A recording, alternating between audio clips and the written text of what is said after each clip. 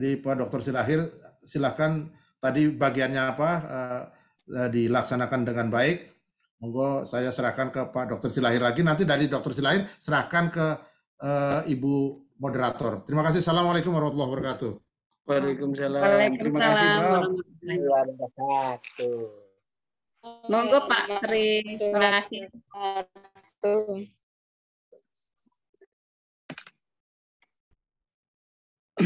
Terima kasih. Assalamualaikum warahmatullahi wabarakatuh. Waalaikumsalam warahmatullahi wabarakatuh. Suaranya ini kok putus-putus ya?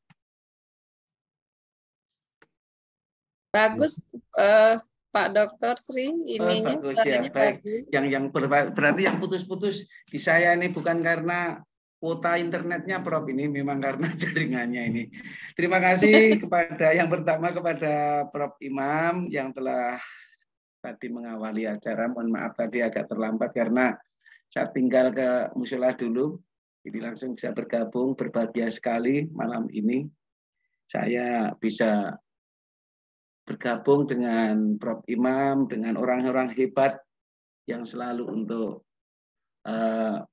mengasah diri, menjaga kepikunan, jangan sampai pikun, dan juga untuk menguatkan pikirannya melalui komunitas kita KSJM di Aero Society. Untuk itu, saya mohon maaf mengawali untuk memberikan sambutan pada acara ini. Yang pertama, marilah senantiasa kita mengucap syukur alhamdulillah bahwasanya acara ini selalu masih eksis selama 154 minggu, berarti tadi saya hitung-hitung itu 3 tahun. Ini sebuah komunitas yang luar biasa, komunitas yang didasari dengan akal, rasa, dan hati. Sehingga dengan kekuatan ini, komunitasnya ini terjaga, stabil, tanpa ada kendor sedikit pun, bahkan selalu tambah gaspol ini. Luar biasa ibu-ibu yang sudah menghandle acara ini. Mudah-mudahan dengan acara ini ada manfaat yang luar biasa dari kita sekalian. Untuk itu, yang pertama saya ucapkan terima kasih kepada Prof Imam sebagai founding father-nya of Aero Society yang tidak pernah lelah dengan memberikan suntikan-suntikan energi untuk memberikan semangat, memberikan gugahan rasa, pikiran, dan perasaan terhadap semua anggotanya, semua santrinya, betapa hebatnya seorang profesor yang luar biasa dapat mengayai tugas dari jenjang profesi guru TK sampai ke jenjang profesor ke tingkat perguruan tinggi. Ini yang sebuah kekuatan tersendiri yang tidak ada tandingannya. Dan ini saya ingat sekali bahwa ini terjaga karena prinsip Prof Imam itu begini. Komunitas ini tidak akan kokoh dan tidak akan eksis manakala tidak dibarengi dua kekuatan, yaitu sebuah ilmu dan etos. Dalam sebuah buku Gambit Raja, Prof Imam mengatakan bahwa ilmu tanpa etos akan punah. Sedangkan etos tanpa ilmu akan tumbang. Lah, itu terpotret dalam komunitas Aero Society ini. Semua berbasis ilmu, semua berbasis etos dengan kekuatan yang dimiliki oleh Aero Society ini. Meskipun dengan jenjang pendidikan yang berlainan, semuanya luar biasa memiliki etos dan ilmu sesuai dengan kemampuan dan kompetensinya masing-masing. Ini terima kasih Prof Imam. Dan malam ini saya ucapkan selamat datang kepada invited speaker, Dr. Dedet Chandrariawan, Kepala Departemen Teknik Elektro ITS yang sudah siap, dan kami ucapkan Assalamualaikum, Dr. Dedet. Waalaikumsalam, selamat malam. Ya, semoga nanti ada ilmu yang luar biasa. Ini saya melihat temanya sangat luar biasa. Bahkan saya sendiri pusing untuk menerjemahkan ini mau dibawa kemana. Padahal saudara-saudara kami ada jenjang ini daftar ini ada ibu guru TK, bu guru SD, SMP sampai perguruan tinggi. Nah, ini nanti sebuah suntikan yang luar biasa kepada ibu-ibu guru yang khususnya guru SD, guru TK, guru SLTP, SLTA. Ini kalau tidak jurusannya Wah, namun anggap saja ini sebuah wisata ilmu dengan seorang dokter, seorang praktisi ilmuwan di perguruan tinggi. Insya Allah semua akan bisa masuk ke dalam perasaan, karena tadi saya katakan bahwa ilmu nanti ini dibarengi dengan etos. Saya ucapkan terima kasih sebelumnya kepada Dr. Dedet Chandra Irawan, Kepala Departemen Teknik Elektro UTS. Yang kedua kepada Dr. Diana Purwitasari, Wakil Dekan Fakultas Teknik Elektro dari ITS, sebagai moderator malam ini. Mudah-mudahan nanti bisa membawa suasana ini, aliran-aliran ilmu yang akan disampaikan oleh Dr. Dedet nanti bisa masuk ke sanubari dan pikiran teman-teman sekalian. Dan yang temanya malam hari ini adalah luar biasa, modernitas dan futuristika, rekayasa elektrika, elektronika, informatika, dan mekatronika. Ini ya tadi saya katakan, yang berbasis PGSD, yang berbasis SPG, yang berbasis keguruan, mari kita berlayar untuk menimba ilmu ini bersama Dr. Dedet yang akan dipandu oleh Dr. Diana. Dan juga kepada ibu-ibu penyelenggara KJSCM malam ini, luar biasa semangatnya. 1 minggu sebelumnya sudah rapat, itu bukan tiap hari, Prof. Ini rapatnya tiap jam. Selalu ganti terus ini. Siapa Anda terus, ini luar biasa. Karena etosnya yang luar biasa ini. Wah, luar biasa. Ini kurang, ganti lagi, ini kurang, ini kritik lagi. Ini ciri khas orang pinter itu begitu. Kalau kumpul, ya itu tadi. Kalau jenderal 100 kumpul itu 1 jam rampung masalahnya. Tapi kalau ini guru-guru, orang-orang hebat, khususnya di Aero Society, orang 100 kumpul, 1 minggu belum selesai masalahnya. Tapi kesimpulannya luar biasa hari ini. Ini ya ucapkan terima kasih ibu-ibu semuanya yang sudah menghandle acara ini dengan sukses. Pak Munali. Pak Sri. Gimana Pak? Ini saya dapat WA ini. Prof. Imam, acara belum dimulai kok saya udah pusing dulu ya. Aduh.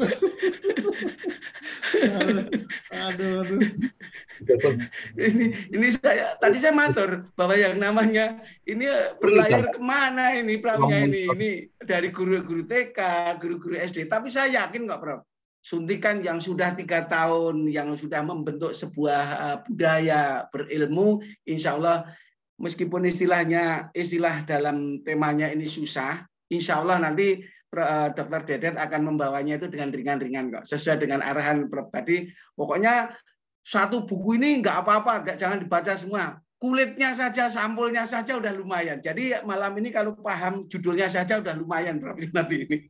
Ini luar biasa. Dan yang terakhir, kami ucapkan selamat kepada Aero Society dari Sabang sampai Merauke. Saya perwakilan dari Solo Raya, dari Aero Solo Raya, mengucapkan selamat dan sukses terus bersama Prof. Imam Robandi dalam mengukir, mengasah, dan untuk menguatkan pikiran kita. Saya yakin bahwa ada pepatah begini, pisau yang terbuat dari besi maupun baja akan menjadi tajam tatkala diasah dengan batu. Pikiran, hati, dan rasa kita akan menjadi tajam dan cerdas tatkala diasah dengan pikiran orang lain. Dalam hal ini, Profesor Imam Robandi. Mudah-mudahan apa yang disampaikan malam ini membawa manfaat bagi kita semuanya untuk khususnya dalam mengarungi dunia ini, futuritas, the future, dan modernisasi ini. Mudah-mudahan sekali lagi bermanfaat untuk kita semua. Selamat untuk mengikuti. Yang terakhir, jangan lupa bukan hanya camilan, Prof, tapi pulpen. Karena nanti kalau tidak pakai pulpen itu, ada pepatah mengatakan, mencari ilmu itu seperti berburu. Kalau sudah mendapatkan buruan seekor kijang atau seekor rusa, tidak diikat, pasti akan lari. Demikian juga malam ini dalam mengikuti KSCM ini mendapatkan ilmu, kalau tidak diikat dengan tulisan, pasti akan lari seperti rusa yang hilang. Itulah yang bisa kami sampaikan. Selamat mengikuti KSCM malam ini dengan tema yang asing bagi saya, terus terang Prof juga. Baru ini tak otak-atik, mudah-mudahan ini nanti tercerahkan. Terima kasih, mohon maaf atas segala kekurangan. Assalamualaikum warahmatullahi wabarakatuh. Ini langsung pindah ke Mbak Diana, silakan. Assalamualaikum warahmatullahi wabarakatuh. Terima kasih Pak Sri. Wah, ini kata pembukanya menyejukkan ini ya. Jadi nanti kalau misalnya nggak paham nggak apa-apa gitu ya Pak Sri ya intinya. Baik, matur nuwun, ini sudah jam 8 malam. Nah, semoga yang bertambah capek atau yang sudah bertambah pusing biar nggak bertambah nanti tambah WhatsApp Prof Imam nanti jadinya. Oh, kok nggak mulai-mulai gitu, saya tambah pusing dengerinnya, deg-degan gitu kan. Oke, kita langsung mulai saja. Pak Dedet, monggo, sampun di spotlight ya Pak Dedet. Baik, silakan Pak Dedet sharing gitu ya, berbagi Mbak Diana, ilmu. Halo? Pak Dede dikenalkan dulu orang mana, dari mana. Siap. Siap, baik. Oh, sepertinya tadi Prof Imam itu udah bolak-balik mengenalkan mulai dari versi yang atasan, terus kemudian versi Forte, tapi oke. Saya perkenalkan lagi nih Bapak Ibu sekalian. Perkenalkan ini Dr. Dedet C. Riawan begitu ya, Pak Dedet. Nah, beliau adalah kepala Departemen Teknik Elektro di Institut Teknologi 10 November Surabaya, Indonesia. Oke. Nah, Pak Dedet ini juga menjadi Ketua Fortei, Pak Dedet. Fortei itu asosiasi, sebentar, saya mau cari dulu singkatannya Fortei apa ini ya. Forum Pendidikan. Oke, forum, monggo Pak Dedet nanti bisa disampaikan. Teknik Elektro Indonesia, baik. Nanti berarti kan Pak Dedet ini sangat mengetahui semua program studi yang terkait dengan teknik elektro di Indonesia itu kira-kira mungkin apa sih yang dipelajari di sana? Barangkali bisa nanti sharing ke Ibu Bapak sekalian. Mungkin jika memang Bapak Ibu kebetulan guru SMK di bidang elektronika, maka bisa mengambil manfaatnya. Jika bukan, setidaknya tahu informasinya, nanti barangkali putra-putrinya tertarik ke teknik elektro, jadi tahu, oh bisa menceritakan, oh nanti kalau di teknik elektro belajar ini loh, gitu. Nah, monggo Pak Dedet, waktu dan media dipersilahkan. Sekarang jam 8, kira-kira kalau berdasarkan susunan acara, sampai jam 9:15 Pak Dedet. Nanti setelah itu ada sesi tanya jawab. Panjang sekali saya ya. Saya tambahin CV-nya. Jadi Pak Dedet adalah seorang seniman. Ini apa namanya, kalau main gamelan biasanya beliau itu mahir di bonang menabuh bonang ya. Jadi sangat mahir. Yang berikutnya Pak Dedet dan Bu Diana ini sekarang sedang membangun gedung lantai 11. Lantai 11 mungkin akhir tahun ini mungkin sudah selesai. Jadi beliau berdua akan menikmati gedung baru. Nah, ini era-era modern. Zaman saya dulu gedungnya masih gitu-gitu, sekarang eranya Mbak Diana dan Pak Dedet gedungnya bagus. Itu aja, yang lain-lain ditanyakan sendiri nanti. Silakan teruskan. Baik, matur nuwun tambahan informasinya Prof Imam. Prof Imam ini saya remove spotlight, saya juga meremove diri sendiri. Monggo Pak Dedet, silakan Pak Dedet, waktu dan tempat dipersiapkan. Baik, terima kasih Bu Diana, Ibu moderator malam ini. Mohon maaf Bu Diana, malam ini saya panggil namanya karena biasanya kalau pagi jam 8 sampai jam 16 sore itu saya manggilnya Bu Wadek. Jadi kalau tadi disebutkan Prof Imam bahwa saya ini atasnya Prof Imam, nah Bu Diana ini kalau di fakultas adalah wakil dekan, jadi atasan saya. Jadi berarti Prof Imam, jadi ini ya ada dua atasan di sini Prof Imam, saya atasan langsung, kalau Bu Diana atasannya langsung. Betul. Baik, pertama terima kasih kepada Prof Imam dan forum ini karena telah memberikan waktu ya, kesempatan kepada saya untuk memberikan ya sedikit sharing. Saya pertama juga bingung ini temanya ya tadi ya banyak kakak-kakaknya. Karena saya bingung juga nih. Kalau saya sampaikan mengenai teori rotational frame juga bingung. saya akan nyampaikan inverter juga bingung. Nah, makanya saya pilih malam ini kita ringan-ringan saja. Jadi kita coba ya, kita pelan-pelan. Kakak Dep. Ya Pak Imam. Ya sekali-kali ngeprang atasan gitu aja. Bukan ngeprang nih Pak Imam, tapi ini benar pengalaman yang sangat ya mungkin yang tidak akan pernah kami lupakan. Karena kalau saya misalkan mengisi seperti ini, biasanya langsung teknis Prof. Imam. Jadi sangat teknis, langsung masuk ke rangkaian, hitungan, grafik begitu. Nah, tapi malam ini saya mencoba bahwa yang akan coba kami sampaikan ini mudah-mudahan bisa memberikan sedikit gambaran. Apakah itu elektro dan kira-kira mau kemana elektro itu nantinya? Dan kira-kira saat ini seperti apa perannya di dunia modern? Nah, karena kan ada kata-kata di dalam temanya itu futuristika. Nah, jadi kan masa depannya seperti apa? Dan juga kami ingin menyapa kepada Bapak-Bapak Ibu senior kami juga yang mungkin hadir di sini dan juga rekan-rekan sejawat yang mungkin juga hadir. Terima kasih atas kehadirannya. Yang ini lebih memberikan support kepada kami semua dalam mengikuti acara ini. Baik, ini mohon izin saya akan mencoba mulai share screen saya.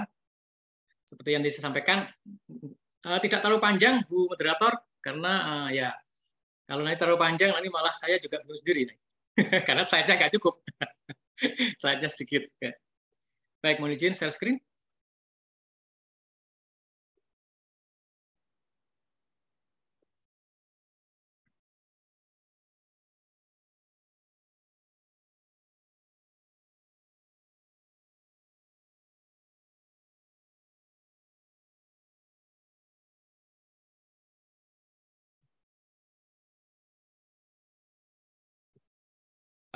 Baik, apakah slide-nya sudah bisa terlihat di slide di monitor Bapak Ibu semua? Bisa nggak? Ampun, Pak Dede. Terlihat jelas. Baik. Jadi ini adalah kalau boleh bilang slide ya, yang harus kami tampilkan ketika kami itu memberikan materi apapun yang dari ITS. Jadi memperkenalkan ITS ya sebagai salah satu perguruan tinggi negeri ya di Indonesia yang terbaik ya. Dan tahun ini kami mengangkat ya tema membumi untuk mendunia. Jadi kalau mungkin bahasa Jawanya Prof. Imam ya, saya mungkin lupa Prof. Imam. Kalau bahasa Indonesia di mana kita berdiri di situ langit kita junjung. Begitu nggih Prof. Imam nggih? Nah, kalau jadi, ini bahasa Jawanya itu memayu hayuning bawono. Oh, gitu nggih. Ya. Ya. Oke, terima kasih Prof. Imam. Jadi intinya ITS ini ingin bagaimana ya ITS itu bisa menjadi universitas kelas dunia, tetapi tetap bagaimana ITS itu mempunyai nilai-nilai nilai-nilai budaya lokal, budaya istilahnya ya terutama di Surabaya yang akan ditunjukkan dari sisi prestasinya, kemudian karakter dari orang-orang di ITS yang mencerminkan bahwa orang-orang ITS adalah orang-orang yang siap ya untuk mendunia. Baik, ini adalah contoh ya foto udara dari kampus ITS yang cukup hijau ya. Bahkan mungkin kemarin sempat ya menjadi kampus terhijau ya, kampus terhijau ya, salah satu kampus terhijau di Indonesia yang luasnya kira-kira sekitar 120-an hektar. Nah, jadi beberapa gedung utama bisa terlihat ya juga kalau yang terlihat di foto ini adalah gedung Geraha ITS, di mana gedung ini adalah gedung yang digunakan ya untuk prosesi-prosesi penting seperti wisuda. Ya, kemudian di latar belakangnya itulah kampus-kampus ya untuk proses perkuliahan dan pembelajaran. Kalau di Google Map silahkan dicoba diketik, kemudian diketik Institut Teknologi 10 November, maka akan muncul peta ini. Nah, kalau lebih spesifik lagi, misalkan melihat teknik elektro, departemennya itu berada di yang bawah sekitar sini. Nah, ini di mana letak Departemen Teknik Elektro. Jadi kalau boleh dibilang bahwa elektro itu adalah daerah paling pinggir ya, kalau dari area ITS, paling selatan. Nah, kemudian sedikit mengenai sejarah teknik elektro. Seperti tadi disampaikan oleh Prof. Imam sebagai pengantar bahwa Elektro ini ilmunya ilmu tua istilahnya. Jadi ilmu tua yang sudah mempunyai akar yang sangat kokoh ya, dan sampai sekarang pun sudah istilahnya beranak pinak ya, berkembang dengan sangat pesat ya. Banyak sekali rumpun-rumpun ilmu yang diturunkan atau berkembang dari teknik elektro ini. Jadi teknik elektro berdiri tahun 1960 dan saat ini mempunyai 3 program utama, S1, S2, S3, dan saat ini teknik elektro mempunyai mahasiswa sekitar 1.400 lebih ya, lebih sedikit ya, di mana 1.000 mahasiswa adalah dari S1 dan untuk pasca sarjana S2 S3 sekitar 350 mahasiswa. Dan alhamdulillah kami juga didukung oleh 56 dosen ya, dan 21 tenaga kependidikan. Dan ini beberapa ilustrasi foto ya yang terkait dengan Departemen Teknik Elektro. Yang sebelah kiri ya warna hitam putih ini menunjukkan foto-foto zaman dulu. Ya, zaman dulu. Jadi ketika awal-awal berdiri kampus ITS ini di daerah Keputih Sukolilo. Kemudian kita lihat beberapa fasilitas laboratorium yang jadul ya. Tapi inilah cikal bakal dari Departemen Teknik Elektro yang sekarang ini. Kemudian sebelah kanan sebagai pembanding, nah ini adalah kelihatan ini sekarang lebih modern fasilitas praktikum di laboratoriumnya, kemudian juga bangunannya ya sudah mulai ya istilahnya bentuknya sama, nah tapi nanti isinya tidak sama karena dengan perkembangan zaman maka menyesuaikan dengan teknologi yang ada. Dan sedikit informasi terkait dengan Departemen Elektro, kami sudah terakreditasi secara nasional maupun internasional. Alhamdulillah tahun 2022 kami sudah terakreditasi secara internasional oleh badan lembaga dari Eropa, yakni ASIIN. Kalau BAN-PT ini kan lembaga akreditasi nasional untuk perguruan tinggi, kemudian yang juga baru saja ya berdiri lembaga akreditasi mandiri untuk program studi teknik, nah, termasuk teknik elektro itu sekarang juga istilahnya akreditasinya berdasarkan lembaga alam teknik. Nah, ini beberapa tambahan foto-foto zaman dulu. Nah, mungkin di sini Prof. Imam mengalami ya, Prof. Imam, ketika masih foto hitam putih. Iya ini saya ini ngalami nih, wah ya. Biasa ini. Jadi yang sebelah kiri, nah foto paling kiri ini adalah gedung teknik elektro. Gedung B, teknik elektro. Kemudian tadi sudah ada beberapa contoh gambar yang lain. Jadi sampai sekarang bentuknya tidak berubah. Mungkin sedikit fasad yang berubah, tapi bentuk tidak berubah. Kemudian kalau melihat perkembangan zaman saat ini, kira-kira seperti ini bentuk fisiknya. Dan seperti tadi disampaikan juga oleh Prof. Imam bahwa saat ini ITS sedang giat-giatnya ya membangun, ya menambah fasilitas, memperbaiki fasilitas yang tujuannya untuk memberikan lebih ya, memberikan ruang lebih untuk calon-calon mahasiswa yang ingin masuk ITS. Dan insya Allah nanti ya dalam tahun ini kami bisa menyelesaikan gedung ITS Tower 2 yang lokasinya ini adalah juga di sekitar teknik elektro yang nantinya akan dikelola oleh Fakultas Teknologi Elektro dan Informatika Cerdas atau FTIC. Nah, nanti sebenarnya yang menguasai tower ini sebenarnya nanti Budiana. Nah, betul ya Budiana ya? Oke. Nah, sekarang program apa yang sebenarnya ada di teknik elektro? Jadi kalau di ITS kami mempunyai 4 program studi atau jurusan yang ditawarkan. Nah, ini Bachelor of Electrical Engineering atau ini sarjana ya, sarjana teknik elektro. Kemudian yang kedua sarjana di teknik telekomunikasi, kemudian master atau magister di teknik elektro dan doktor di teknik elektro. Mungkin dari Bapak Ibu mungkin yang pernah mungkin pernah ya mengenyam studi di ITS khususnya teknik elektro, mungkin sudah tahu apa saja jurusan yang ada. Dan yang di sebelah kanan ini adalah bidang-bidang keilmuan ya, atau bidang-bidang studi yang bisa dipelajari di teknik elektro. Mulai dari power system atau sistem tenaga listrik, kemudian pengemudian listrik, pengemudian elektrik. Nah, jadi mesin-mesin listrik, bagaimana mengatur kecepatan dan seterusnya. Ada sistem cerdas. Nah, ini Prof. Imam yang kemarin sudah meluncurkan buku ya yang terkait dengan artificial intelligence ya, kecerdasan buatan. Kemudian ada jaringan telekomunikasi, komunikasi tanpa kabel atau wireless. Kemudian terkait antena, energi terbarukan, elektronika, biomedical engineering, dan seterusnya. Bahkan dengan kemajuan digital, teknologi digital, itu juga berkembang sampai ke game teknologi. Nah, ini bukan berarti ngajari mahasiswanya main game, bukan, tapi justru bagaimana mahasiswa itu bisa membuat levelnya, membuat sebuah game. Di mana gamenya itu macam-macam ya, ada game edukasi, ada game hiburan, ada game untuk pembelajaran dan seterusnya. Baik, sekarang kita mulai masuk sedikit, ya akan sedikit lebih detail ya, misalkan terkait dengan apakah elektro itu. Nah, mungkin mohon maaf karena keterbatasan saya, ya, tidak mungkin semua kata-kata kunci sini yang bisa saya sampaikan. Misalkan informatika, nah, ini kalau lebih cocok harusnya Budianan yang bahas karena beliau dari Departemen Teknik Informatika. Nah, kemudian ada mekatronika ya tadi ya, atau mekanika. Ini mungkin di teman-teman di teknik mesin. Mungkin nanti akan coba beberapa contoh terkait elektrika dan elektronika. Nah, sekarang kalau misalkan kita mendengar kata-kata teknik elektro, nah itu seperti apa ya kayak bayangan kita?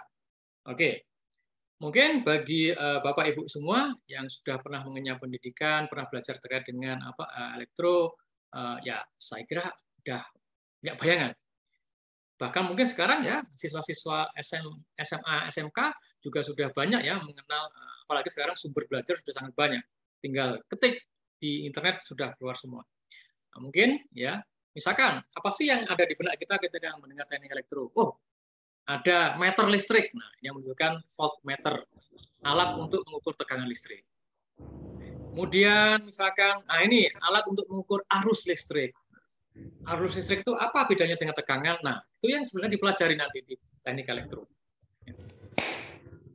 Kemudian ini apa nih ya? Ini ada sebuah kawat digulung-gulung. Nah, ini istilahnya kalau kita sebut sebagai induktor.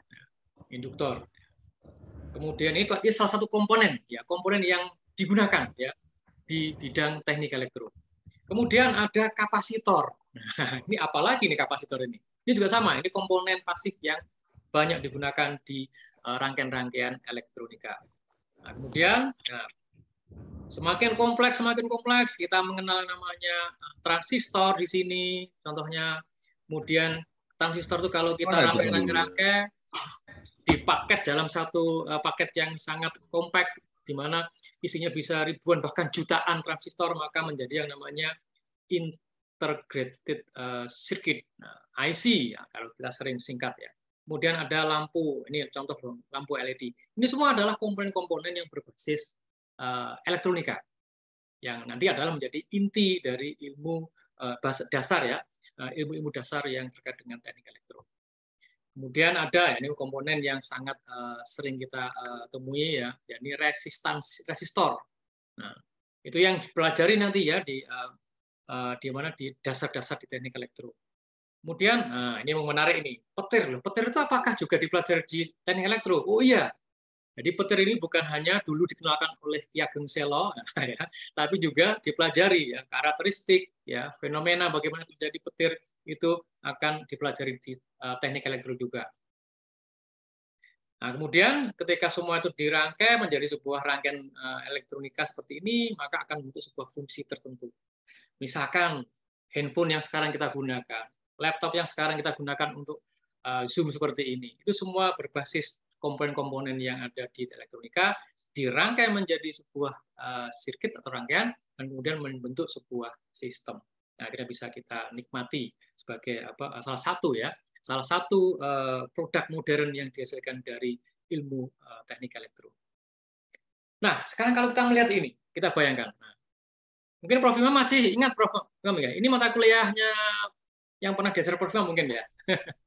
Iya, ini rangkaian listrik besar. Aduh. Jadi kalau kita bayangkan Prof. Imam, kalau saya nyampaikan ini, kira-kira gimana Prof. Imam? Ini bayangan, ini mesti sebentar lagi ada yang live nih kalau gitu. Ini pelajaran fisika SMA, Prof. Ya. Oke, jadi inilah contoh yang dipelajari nanti. Ya, untuk menggembleng mahasiswa elektro untuk memahami dasar-dasar analisis rangkaian seperti ini. Nah, nanti ada rangkaian dibuat lebih kompleks, ya, supaya misalkan mahasiswanya, ya mungkin ada ya mahasiswa yang yang menyukai tantangan, dibuat loopnya jumlahnya 10 lah, gitu ya. Nah, kalau zaman dulu kita tidak ada komputer ya ngerjakannya bisa semalaman. Tapi sekarang dengan kemajuan teknologi komputer, saya kira dengan matriks 10x10 sudah sangat cepat diselesaikan. Tapi kita malam ini tidak membahas yang ini. Jadi kita membahas yang kelihatan mudah-mudah. Nah, kita mulai dari kata-kata. Nah, huruf E.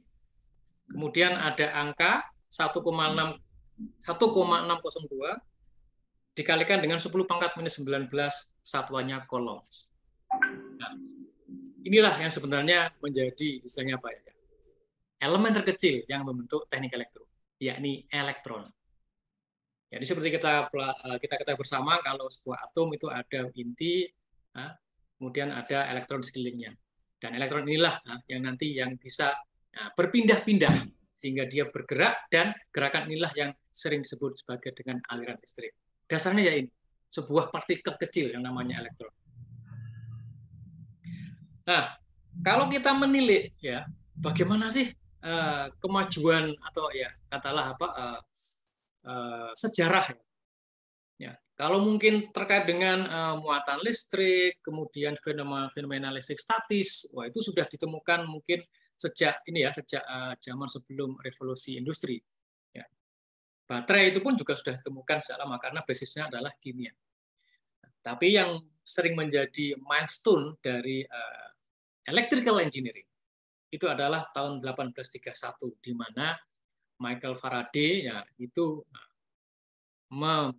berhasil ya membuat sebuah generator yang mengkonversikan energi mekanik bentuknya menjadi energi listrik. Itulah generator yang berbasis elektromagnetik pertama yang bisa beroperasi. Nah, artinya apa? Kita bisa mengubah sumber energi dari bentuk satu ke bentuk listrik. Nah, akhirnya kalau listriknya sudah ada, nah sekarang ya berkembang pesat yang namanya beban listrik yang pertama kali ya ditemukan oleh Thomas Alva Edison, yakni lampu pijar. Ditemukan tahun 1879.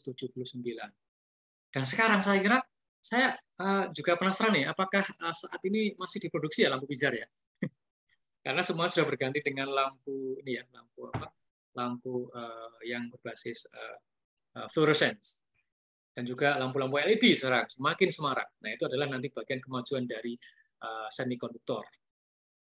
Kemudian dengan berkembangnya ilmu di bidang ilmu elektro, maka tahun 1887 itu Nikola Tesla menemukan motor induksi. Nah, sebelumnya kalau Thomas Alva Edison dan Michael Faraday itu berbasis listrik yang istilahnya arusnya searah atau DC. Nah, sekarang Nikola Tesla itu mengenalkan listrik dengan arus bolak-balik atau AC. Nah, sekarang yang kita banyak digunakan di dunia, sistem listrikan yang dipakai untuk mensuplai energi listrik adalah sistem AC. Di rumah kita tinggal colok ke colokannya PLN, nah, yang ada tegangannya, sudah kita bisa menikmati listrik dengan mudah saat ini. Oke, itulah sejarah terkait dengan bagaimana ya pembangkitan tenaga listrik itu pertama kali dimulai. Kemudian tahun 1947, nah inilah mulai era transistor, era semikonduktor. Jadi pada tahun 47 ditemukan transistor. Nah, kemudian setelah itu perkembangan teknologi elektronika ya, sangat pesat. 3 tahun berikutnya ditemukan solar cell. Kemudian dengan sangat cepat, nah ditemukan IC. Kemudian tahun 1971 ditemukan mikroprosesor pertama oleh Intel. Intel berhasil membuat mikroprosesor pertama dengan seri 4004. Ini kalau tidak salah ingat, di dalam mikroprosesor ini sekitar 4.000-an transistor dikemas dalam satu paket. Kemudian tahun 1983 handphone mulai ditemukan. Bagaimana sebuah handphone bisa ditemukan? Karena ya kemajuan teknologi semikonduktor. Transistor bisa dibuat sangat kecil, mikroprosesor dibuat sangat kecil, maka akhirnya yang namanya telepon itu bisa kita genggam. Pertama kali dikenalkan oleh Motorola. Dan pada tahun yang sama, ya lahirlah yang namanya internet yang sampai saat ini sangat membantu kehidupan kita dalam menjalankan aktivitas. Kemudian inilah yang istilahnya sebuah milestone yang sangat penting bagi dunia perkomputeran, ya, di mana tahun 1997 IBM berhasil membuat sebuah superkomputer namanya Deep Blue. Nah, saya kira semua sudah dulu mengikuti ya. Deep Blue diadu main catur ya, dengan Grandmaster dunia. Nah, bayangkan ya, sebuah komputer buatan manusia diadu ya dengan Grandmaster catur dunia. Dan kalau nggak salah ingat,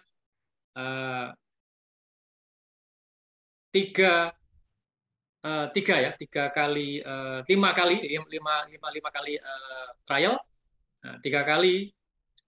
satu kali di belum menang, 2 kali mungkin tie, draw itu.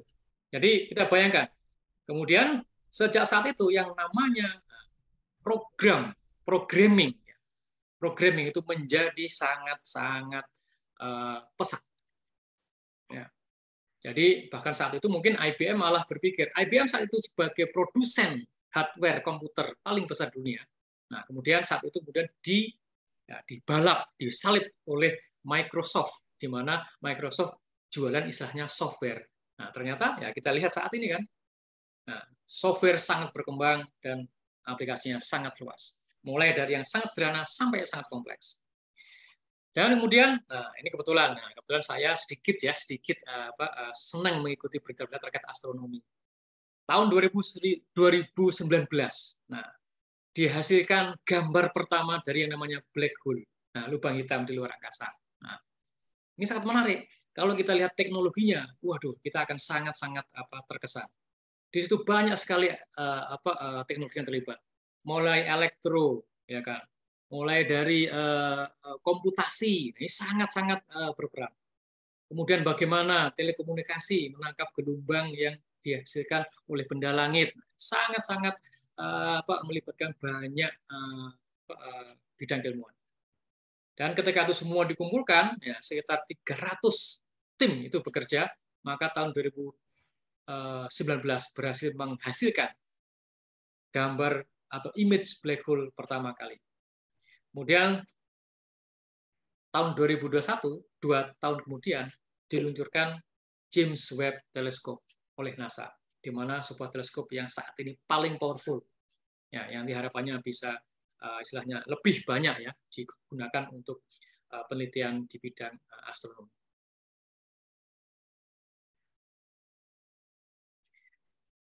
Nah, sekarang kalau kita melihat bagaimana sebenarnya posisi ya ilmu teknik elektro jika kita melihat ya sejarah ya, timeline dari revolusi industri yang pertama kali, yakni pada tahun 1800-an ya. Nah, jadi saat itu kita kalau mau diurut industri 1.0 sampai 4.0 ya, kita lihat pertama kali kita banyak menggunakan ya tenaga dari uap yang ya menghasilkan tenaga mekanikal ya untuk membantu proses manufacturing di industri. Kemudian ya ditemukanlah ya peralatan listrik ya tadi yang ini adalah ya ini kontribusi besar ya, ilmu elektro ya pada industri 2.0. Ditemukannya listrik, distribusinya, mesin-mesinnya yang mempercepat ya memperbesar kapasitas kemampuan manufacturing industri di dunia. Kemudian tidak berhenti di situ. Jadi kalau kita bisa melihat industri 2.0 dan industri 3.0 itu sebenarnya kalau kita lihat sangat dekat. Karena industri 3.0 itu ini ada CE, Computer Engineering. Tadi komputer saat itu sangat cepat, sangat pesat perkembangannya.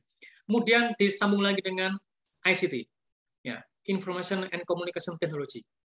Nah, kemudian semuanya itu dirangkum electrical engineering, computer engineering, information and communication technology, digabungkan bisa menghasilkan otomasi pada proses industri. Dulu ketika belum ada sistem otomasi, ya semuanya manual. Ya, mungkin membuat sebuah sepeda motor atau mobil ya manual, tenaga manual semuanya. Nah, sekarang sebagian besar sudah dijalankan secara otomatis.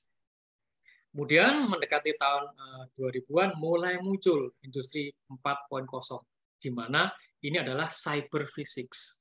Nah, jadi sudah mulai ada sesuatu yang istilahnya tidak kelihatan atau dunia maya dan digabungkan dengan dunia yang benar-benar nyata, fisikal. Makanya sekarang robot-robot itu sudah mulai masuk di industri, membantu mempercepat proses manufacturing. Dan semua itu akhirnya mempengaruhi kehidupan kita semuanya. Mungkin zaman dulu ya kita sebelum bersejarah ya, misalnya hanya mengandalkan bagaimana kita berburu dan bagaimana kita hanya mengumpulkan saja. Ya. Kemudian berkembang semakin maju ya, menjadi petani, di mana sudah memikirkan bagaimana menanam, bagaimana menyimpan, mengolah. Kemudian masyarakat menjadi masyarakat industri. Nah, saat ini menjadi masyarakat 4.0. Nah, itu adalah masyarakat yang ya boleh dibilang ya itu sudah sangat bergantung pada teknologi informasi. Nah, mungkin Bapak Ibu di sini semua harus menyadari kan nggak boleh mengelak kalau misalkan mana yang kalau misalkan berangkat kerja sampai di kantor kemudian baru sadar, waduh dompet saya ketinggalan. Kira-kira apakah akan pulang ngambil dompet? Nah, saya kira tidak kalau sekarang. Tapi misalkan kalau yang tertinggal adalah HP, nah dibela-belani pulang ngambil HP. Nah, seperti itu. Artinya, sekarang kita tidak bisa lepas dari informasi. Informasi itu sangat cepat, sangat banyak, sangat masif. Dan, belum kita selesai berpikir tentang industri 4.0 dan masyarakat 4.0, kita sudah diambang industri 5.0 dan society 5.0. Nah, di mana kalau pada industri 5.0 nanti, ini sudah berkolaborasi antara manusia dan robot. Jadi robot itu tidak hanya kita perintah, tapi bisa dua arah. Nah, tentunya itu nanti yang namanya artificial intelligence atau kecerdasan buatan AI ini sangat memegang peranan penting. Nah, mungkin sekarang sudah sekarang sedang ramai-ramai yang namanya ChatGPT. Nah, kita ketik suatu bertanya ke ChatGPT, ChatGPT bisa memberikan beberapa paragraf yang menjawab pertanyaan kita. Wah, bayangkan. Coba kita ketik bagaimana cara membuat kopi yang enak. ChatGPT bisa menjawab. Nah, seperti itu. Ya, itulah ya salah satu ya bentuk atau hasil dari artificial intelligence. Tapi ingat, itu yang buatkan manusia. Nah, makanya harapannya society 5.0 itu nggak boleh lepas dari manusia. Tetap harus justru sekarang ditekankan human center, berpusat pada manusianya. Jangan mengandalkan robotnya, tapi tetap harus mengandalkan orangnya. Dan oranglah yang akan bisa membuat robot-robot itu semakin maju, semakin bagus, semakin efisien, Dan masyarakat ini nanti tentunya harus berbasis teknologi yang kuat. Nah, itulah harapannya. Ketika industrinya sudah bisa mencapai level tertentu, maka masyarakat juga harus mengikuti kehidupan. Kalau tidak, seperti tadi dulu kan khawatir misalkan, waduh, bagaimana nih kalau misalkan nanti banyak pekerjaan yang hilang akibat digitalisasi? Ternyata tidak. Sekarang justru pekerjaan bertambah dengan adanya digitalisasi. Ya, kalau boleh dibilang misalkan, dulu berapa sih orang yang istilahnya mencari nafkah dari ngojek? Ya, nggak banyak. Dengan teknologi digital sekarang, kita lihat boomingnya. Nah, itu semuanya berlaku. Dan sebagai catatan, nah, ilmu-ilmu teknik elektro dan turunannya sangat berperan pada industri mulai dari 2.0 sampai nanti 5.0. Makanya kita nggak boleh ketinggalan kereta kalau kita berada di kehidupan di teknik elektro. Ya. Karena ini adalah menjadi sebuah kereta atau gerbong yang sangat besar perubahan ini nantinya. Dan elektrikalnya harus kuat, komputer engineer-nya harus kuat, ICT harus kuat, communication harus kuat. Nah, ditambahi dengan nanti AI, robotics. Nah, makanya harapannya bisa menghasilkan kualitas hidup yang lebih bagus, memudahkan dengan teknologi. Nah, ini sekedar gambaran ya apa yang mungkin saat ini sudah kita capai ya, dengan semua industri mulai 2.0 sampai dengan 4.0. Robotics ya, yang sekarang mungkin mulai booming, electric vehicles, renewable energy. Nah, ini semua adalah aspek-aspek dari revolusi industri yang ya didukung ya oleh ilmu-ilmu elektro dan turunannya.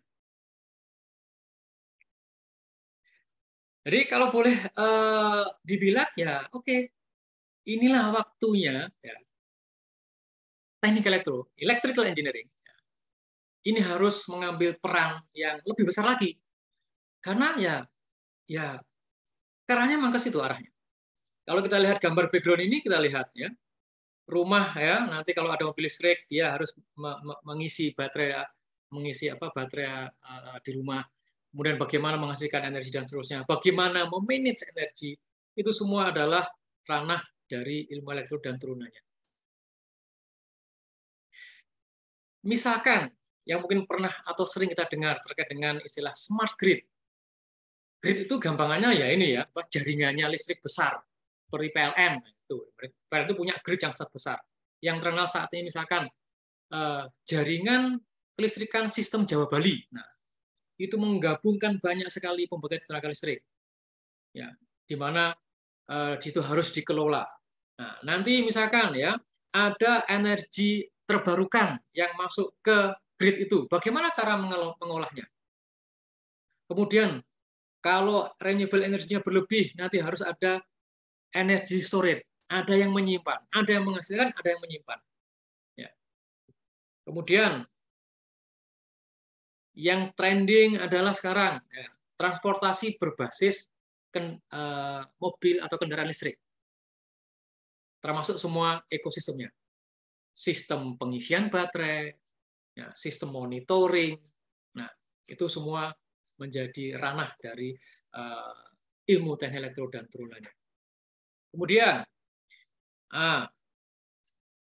bukan lagi otomasi, tapi autonomous manufacturing.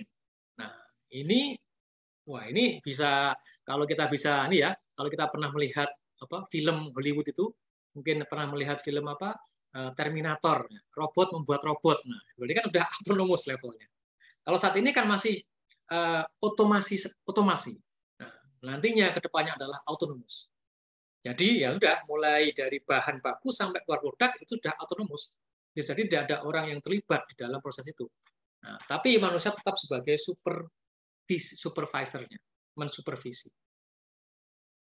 Kemudian, nah di sisi peralatan, ya, jadi barang-barang kecil elektronik yang diproduksi itu nanti ya semakin lama semakin diarahkan ke IoT. Semuanya harus bisa terkait ke internet, bisa dimonitoring, bisa diperintah dari jarak jauh. Jadi sekarang kan tidak heran ini. Nah, kita bisa meremote misalkan ya lampu atau apapun rumah dari jarak jauh. Karena ada ini kan, ada IoT. Nah, ini kalau sudah masuk kemana-mana, sekarang misalkan kita menggunakan jam tangan yang ada koneksi ke internetnya, ya. Smart jam tangan yang smart itu, nah ya kan, di situ bisa memberikan notifikasi kita, Anda mendapat email, Anda mendapatkan pesan dan seterusnya.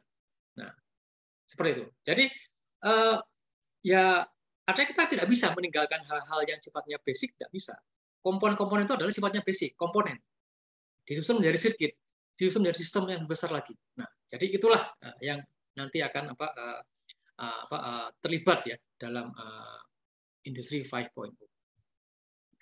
Dan ini, kalau semuanya sudah bisa, misalkan nanti istilahnya bisa terkonek ke jaringan, terkonek ke sebuah jaringan yang sangat besar yang namanya internet, maka security, keamanan komunikasi itu harus betul-betul terjamin.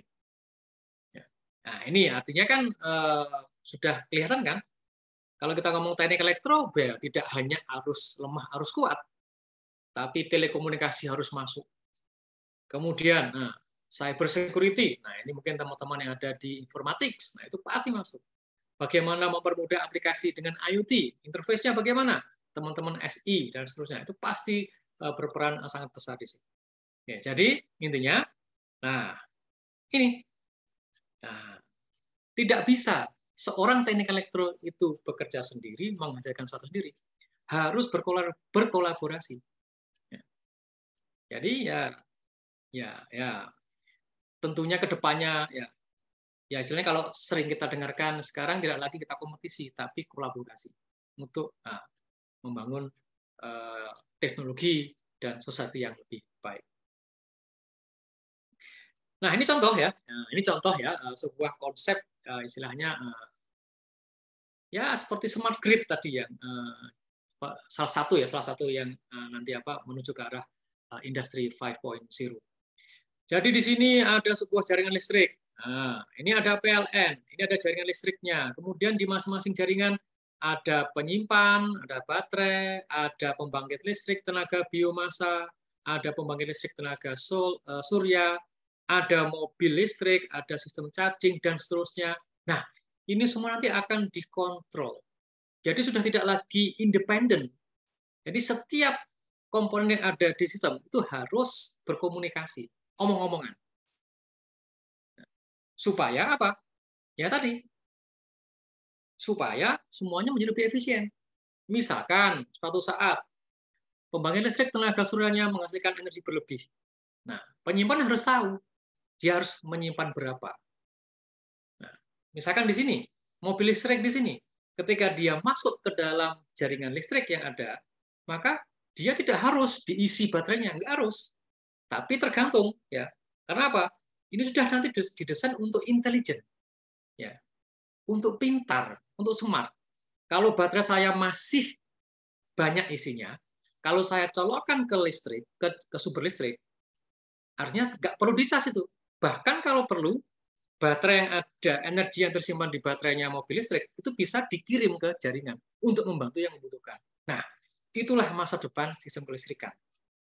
Ini contoh aja, contoh bagaimana sistem kelistrikan itu menuju ke 5.0 tadi. Nah, tentunya ini banyak sekali nanti bidang ilmu yang akan terlibat. Tidak hanya elektro. Ya, tidak hanya elektro. Banyak sekali bidang ilmu yang terlibat. Nah, mungkin kita kembali ke tahun 80-an. Nah, saat itu mungkin saya masih SD nih ya. Ya, saya SD ya.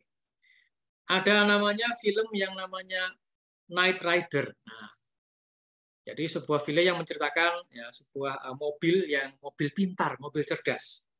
Nah, dia bisa berinteraksi dengan pengemudinya, bisa bercakap-cakap dengan pengemudinya. Kemudian di bagian depan mobil, nah mungkin dulu kita masih ingat kan ya, ada lampu yang bisa warna merah yang bisa bergerak kiri kanan. Saat itu ya sedikit cerita ya, kalau diizinkan itu saya dulu itu pernah sampai mencoba bagaimana membuat lampu LED itu bisa berjalan kiri kanan sampai dijual mobilnya. Mungkin masih ingat ini Bapak yang mungkin saat itu mungkin sudah SMP SMA itu pastilah mencoba bagaimana menirukan lampu yang ada di mobil Knight Rider. Ya itu memori yang mungkin sangat mengesankan kalau kita kita kenang.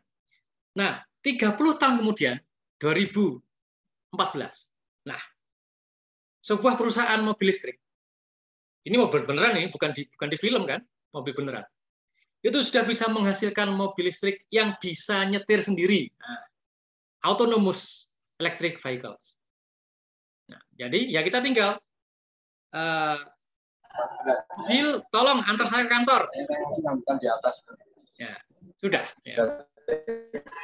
Jadi ya kita sambil tidur, sambil telepon-teleponan sudah bisa menggunakan mobil ini. Dan itu kenyataan kan sekarang sudah ada. teknologi itu sudah menjadi kenyataan. 30 tahun yang lalu itu masih di dalam serial TV, dalam sebuah TV, masih fiction. 30 tahun menjadi kenyataan. Itulah kecepatan teknologi yang harus kita hasil kerja keras semua disiplin itu. Nah, kira-kira ada apa lagi nanti setelah seperti itu semuanya? Nah, ini sudah ada yang bayangkan seperti ini. Ini saya ambil dari dreamstime.com. Nah, ini sudah ada yang membayangkan. Nah, kalau ngomong seorang ya agak aneh ya. Sebuah robot, sebuah robot sedang mengajar. Nah, kita bayangkan ya, sebuah robot sedang mengajar. Kalau saya bilang seorang robot, nah mungkin agak ini ya, bukan orang kok, ini robot kok, tapi sebuah robot sedang mengajar. Nah, kita bayangkan akan ke sana teknologinya. Kenapa? Kita bayangkan teknologi AI sudah sangat maju. Nah, kalau AI ditanamkan ke sebuah robot, ya seperti ini nanti jadinya. Sebuah robot yang bisa mengajar, berkomunikasi. Makanya tadi ada kan, ketika 5.0 itu sudah mulai terlihat bibit-bibit yang namanya human-robot collaboration. Nah, seperti itu. Nah, terus pertanyaannya, ini pertanyaan berat, terutama bagi kami yang ada di dunia pendidikan dan Bapak Ibu semua yang ada di dunia pendidikan. Ya. Pertanyaannya, ya, apakah cukup bekal yang kita berikan kepada siswa-siswi kita, murid-murid kita, untuk menghadapi era 5.0? Apakah kita tetap akan misalkan mengadakan kuliah seperti yang di kelas di sini, kemudian bereksperimen di laboratorium, diberikan pengalaman di lapangan seperti apa? Nah, ini menjadi pertanyaan yang harus kita nanti bisa jawab bersama. Ya.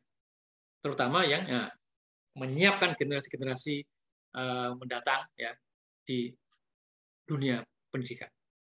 Ini berat untuk dijawab. Ya, ini berat. Ini membutuhkan pemikiran yang sangat-sangat istilahnya apa ya?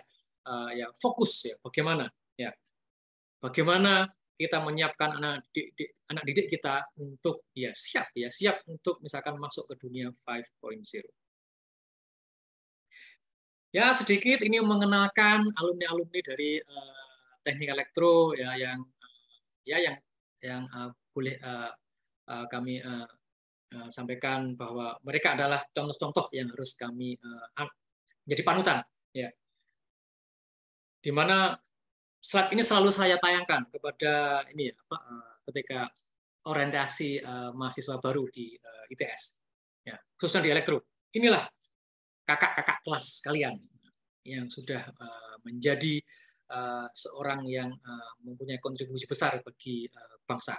Ya, mulai dari Prof. Nuh ya sebagai Mendikbud 2009 sampai 2015, kemudian ada Pak Abdul Qadir ini sebagai pendiri Yayasan Al-Hikmah, kemudian ada ini kalau kami sering panggil sebagai Cak Dian Rahmawan, ya, beliau di jajaran direksi PT Telkom, kemudian ada Prof. Asari yang saat ini Direktur ITS, ada Prof. Jasiti yang menjadi Rektor di UNUSA, ada Cak Samsul Huda yang saat ini juga masih di PT PLN, dan ini adalah Cak Faisal yang saat ini sedang menjabat di Direktur PT Pos Indonesia, yang juga saat ini menjadi Ketua Ikatan Alumni Elektro ITS.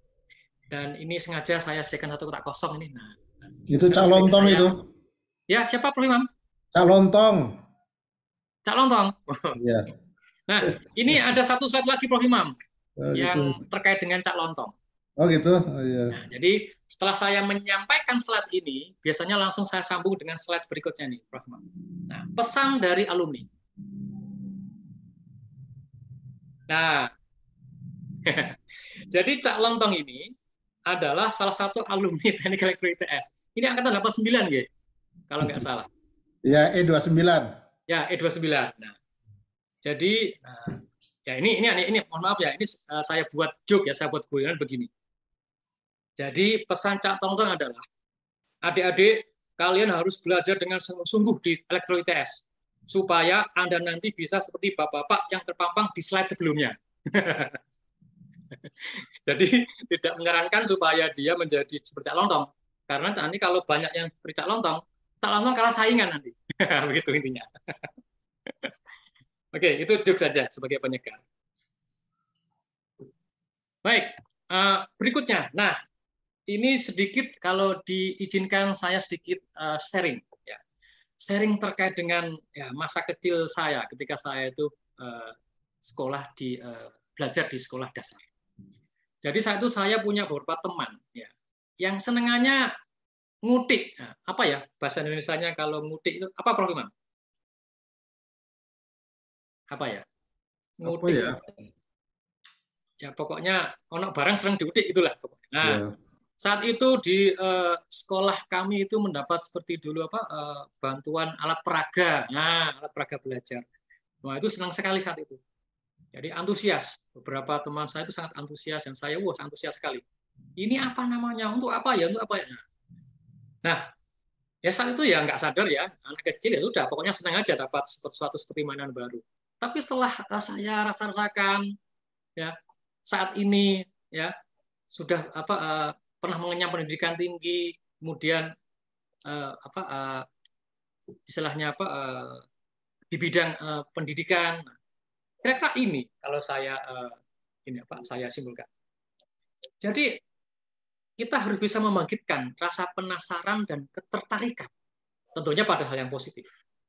Karena itu nanti sebenarnya yang akan ya menjadi dasar untuk lifelong learning, belajar sepanjang hayat. Ya. Jadi ada istilahnya, kalau orang nggak tertarik ya sudah pasti nggak akan pernah ingin tahu itu apa. Ya. Kalau orang sudah tertarik, kemudian mencoba sesuatu, kemudian penasaran, nah, maka dia pasti ingin lebih dalam lagi tahu apa yang sebenarnya dihadapi. Nah, itulah yang bisa saya coba simpulkan ya, yang pentingnya lifelong learning. Dan sebagai dasarnya tentu, ayo kita sekarang buat siswa-siswi kita itu bagaimana membuat penasaran, tertarik pada sesuatu. Nah, jadi beberapa metode pembelajaran harus kita kembangkan supaya siswa-siswi kita tertarik. Kalau hanya diberikan misalkan hanya belajar di bangku kuliah saja, di kelas saja, saya ini nggak menarik.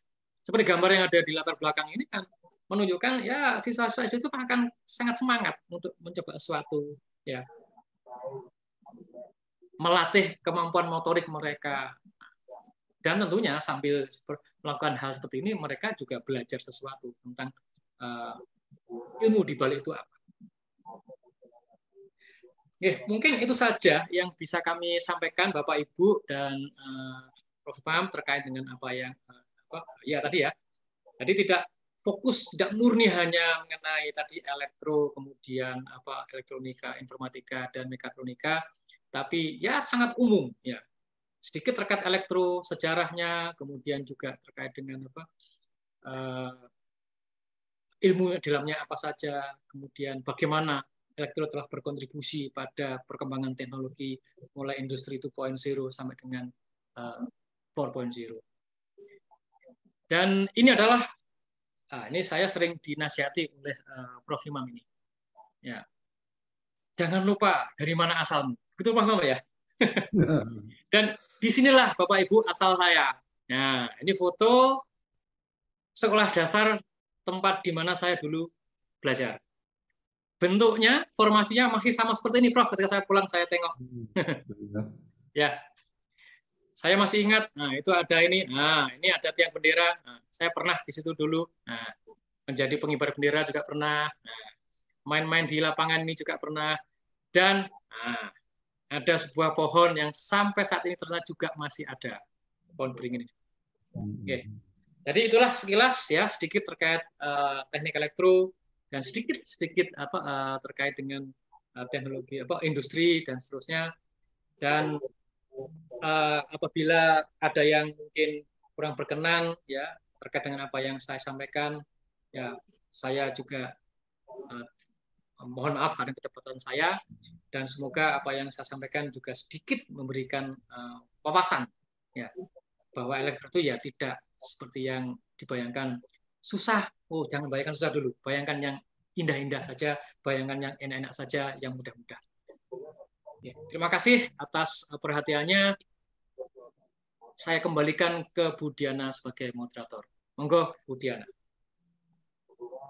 Matur nuwun Pak Dedet. Nah, ini sharingnya mulai dari yang paling kecil tadi transistor gitu ya, sampai kok jadi pohon gitu ya di terakhir tadi ini. Monggo, ini seperti yang disampaikan Prof. Imam, nanti ada yang izin apa atau apa ya, ternyata ya kejadian.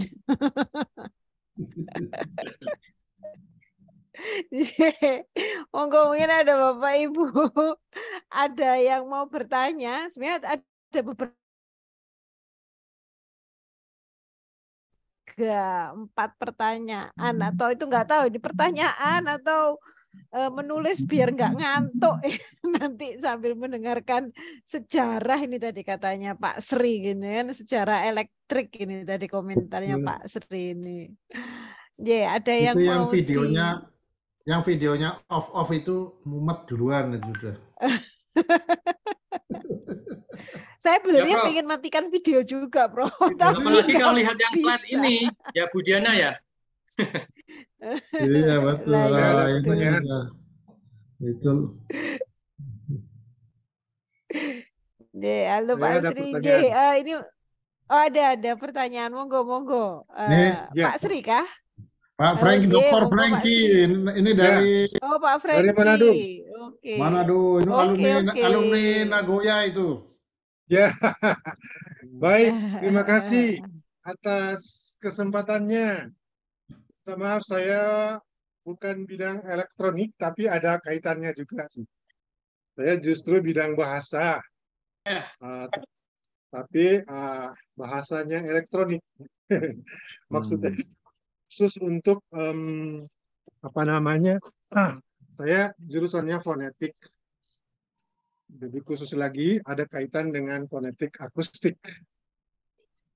Nah, jadi sangat menarik tadi uraian dari Pak Dedet mengenai dasar-dasar, bahkan dimulai dari sejarahnya elektronika itu sampai perkembangan sampai sekarang memang benar terjadinya sangat cepat. Sehingga saya ingat sama-sama Prof. Imam sebelum berangkat ke Jepang, saya banyak bertanya-tanya tentang teknologi untuk bidang bahasa. Saya tanya sama teman saya, gimana? Tahu nggak yang namanya sound editor? Nggak tahu dia. Benar, memang pada waktu itu kami berangkatnya ke Jepang belum berkembang teknologi untuk bidang bahasa. Nah, khususnya karena saya tertariknya di situ. Kemudian lahirlah software untuk analisis kebahasaan bidang fonetik. Ada sound editor, kemudian Jepang mengembangkan yang namanya Roku Bunkeng yang mengikuti jejak dari Amerika untuk yang menelurkan software bernama Speech Analyzer. Sehingga pada saat ini kami yang di bidang bahasa untuk analisis fonetik, bunyi-bunyi bahasa itu semakin ringan kerjaan kita karena sudah bisa mengukur hal-hal yang berkaitan dengan bunyi-bunyi bahasa, mulai dari intensitinya ya, sampai semua nada-nada dan seterusnya. Dan itu sangat berguna untuk pembelajaran, ya, pembelajaran bahasa di bidang fonetik. Tahu-tahu muncul sampai pada penerjemahan. Sekarang kita sudah kenal dengan mesin-mesin penerjemahan ya. Sangat luar biasa, meskipun memang belum sempurna penerjemahan yang mesin-mesin yang ada, karena memang bahasa itu sangat kompleks. Meskipun demikian, itu satu loncatan yang luar biasa, sehingga menghilangkan, hampir menghilangkan pekerjaan penerjemah. Sebagian sudah mulai menggunakan mesin-mesin, tetapi pada akhirnya tetap kontrol dari para ahli sangat diperlukan. Tapi ke depan pasti akan lebih sempurna lagi mesin-mesin penerjemah itu. Itu sangat membantu dalam bidang kebahasaan tentu saja. Nah, sekarang kami sedang berusaha untuk mengembangkan bagaimana supaya ketika kita mengajak berbicara, nah ini bahasa asing ya, karena ini untuk membantu para guru yang kebanyakan setelah kami survei, mengapa nggak bisa mengajarkan aksen atau mengajarkan intonasi atau mengajarkan instruksi untuk fonetik, ya nggak punya PD semua, nggak bisa. Nah, salah satu cara untuk mengatasi itu ya dengan kehadiran alat-alat ya elektronik yang berhubungan dengan itu. Nah, tapi kami tidak bisa mengembangkan alatnya. Kami hanya bisa berkolaborasi. Seperti kata Pak Dede tadi, kata kuncinya adalah kolaborasi dari berbagai ilmu. Itu sudah menjadi kata kunci sekarang. Nah, jadi dengan itu saya mengajak untuk teman-teman yang dari elektronik, bisa nggak untuk melahirkan software-software atau alat atau apa saja yang membantu pendidikan pembelajaran bahasa yang sekarang ini masih sedang diperjuangkan oleh teman-teman dari bidang audio untuk fonetik auditoris untuk keperluan kedokteran ya, karena ada upaya-upaya untuk mengatasi penyakit bahasa ini ya, bagi teman-teman yang mengalami seperti itu. Tapi masih dalam proses, masih dalam perkembangan, sehingga tantangan yang saya ingin tentang kepada teman-teman dari bidang elektronik adalah untuk tidak mengikut dari belakang, tetapi juga tidak mengejar, tetapi membuat loncatan-loncatan lah, sehingga kita tidak lagi hanya meniru atau mengikut. Oh, di sana udah temuan ini, ada temuan ini. Nah, ada nggak dari kita dari Indonesia yang bisa membuat loncatan-loncatan setelah mempelajari situasi yang ada sekarang? Nah, tentu ini ada hubungan juga dengan AY ya, karena sekarang dengan adanya diciptakannya robot-robot yang udah bisa diajak bicara, yang terakhir ya, udah bisa diajak ngomong, meskipun memang belum 100%, itu tergantung dari programnya. Sampai di mana dia memasukkan, menginput data-data bahasa yang ada di dalamnya. Nah, itu tentu saja harus kolaborasi semuanya. Nah, itu kondisi yang ada untuk kami yang di bidang fonetik bahasa. Dengan penelitian-penelitian yang ada sekarang, kita baru mengekor sifatnya. Belum bisa membuat loncatan-loncatan. Nah, karena dari bidang bahasa hanya pengguna saja, sehingga kami hanya bisa menantang teman-teman yang dari bidang elektronik lah, untuk bisa nggak ada mungkin loncatan-loncatan yang membantu di bidang fonetik bahasa, bukan hanya bidang fonetik akustik sama auditoris saja. Ya, saya kira itu saja. Mungkin bukan pertanyaan, tetapi semacam ajakan lah untuk teman-teman dari bidang elektronik. Terima kasih.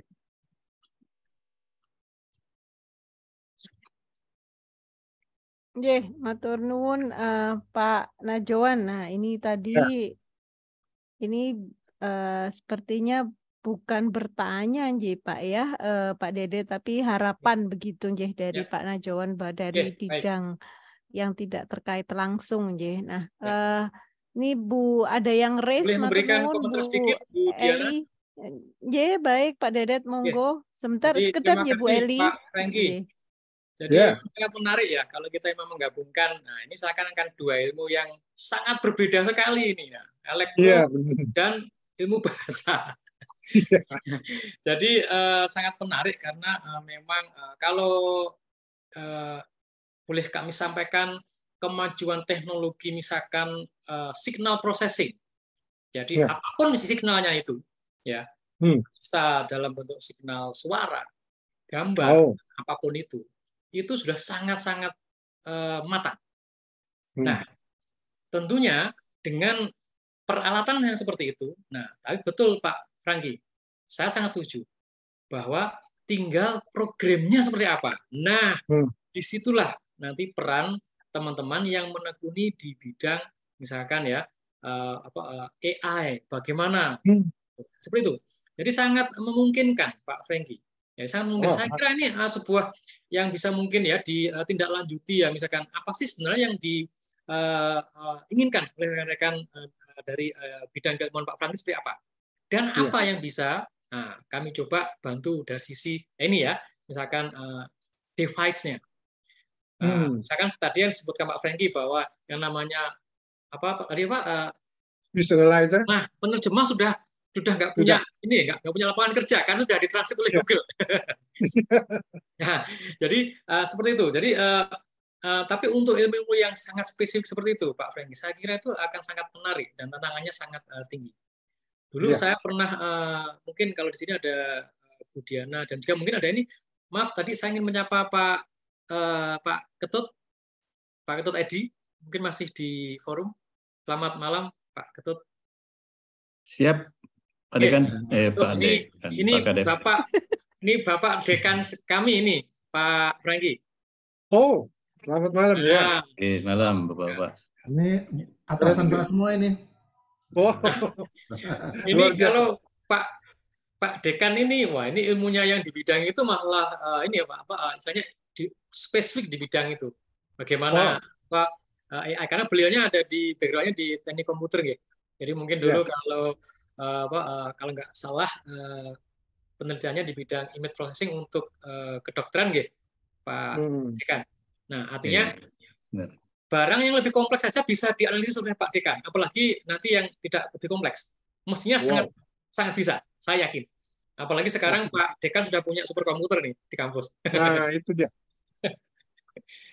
Saya yakin bisa Pak Franky. Monggo, kalau misalkan nanti dikolaborasikan, monggo kontak kami di ITS. Ini sudah ada paketnya Pak Dekan. Pasti luar biasa, bagus. Bisa Pak. Pak Dekan yang merespon, agar Pak Dekan yang merespon sekarang. Iya. Dan satu lagi di bidang linguistik ada bidang baru yaitu linguistik forensik.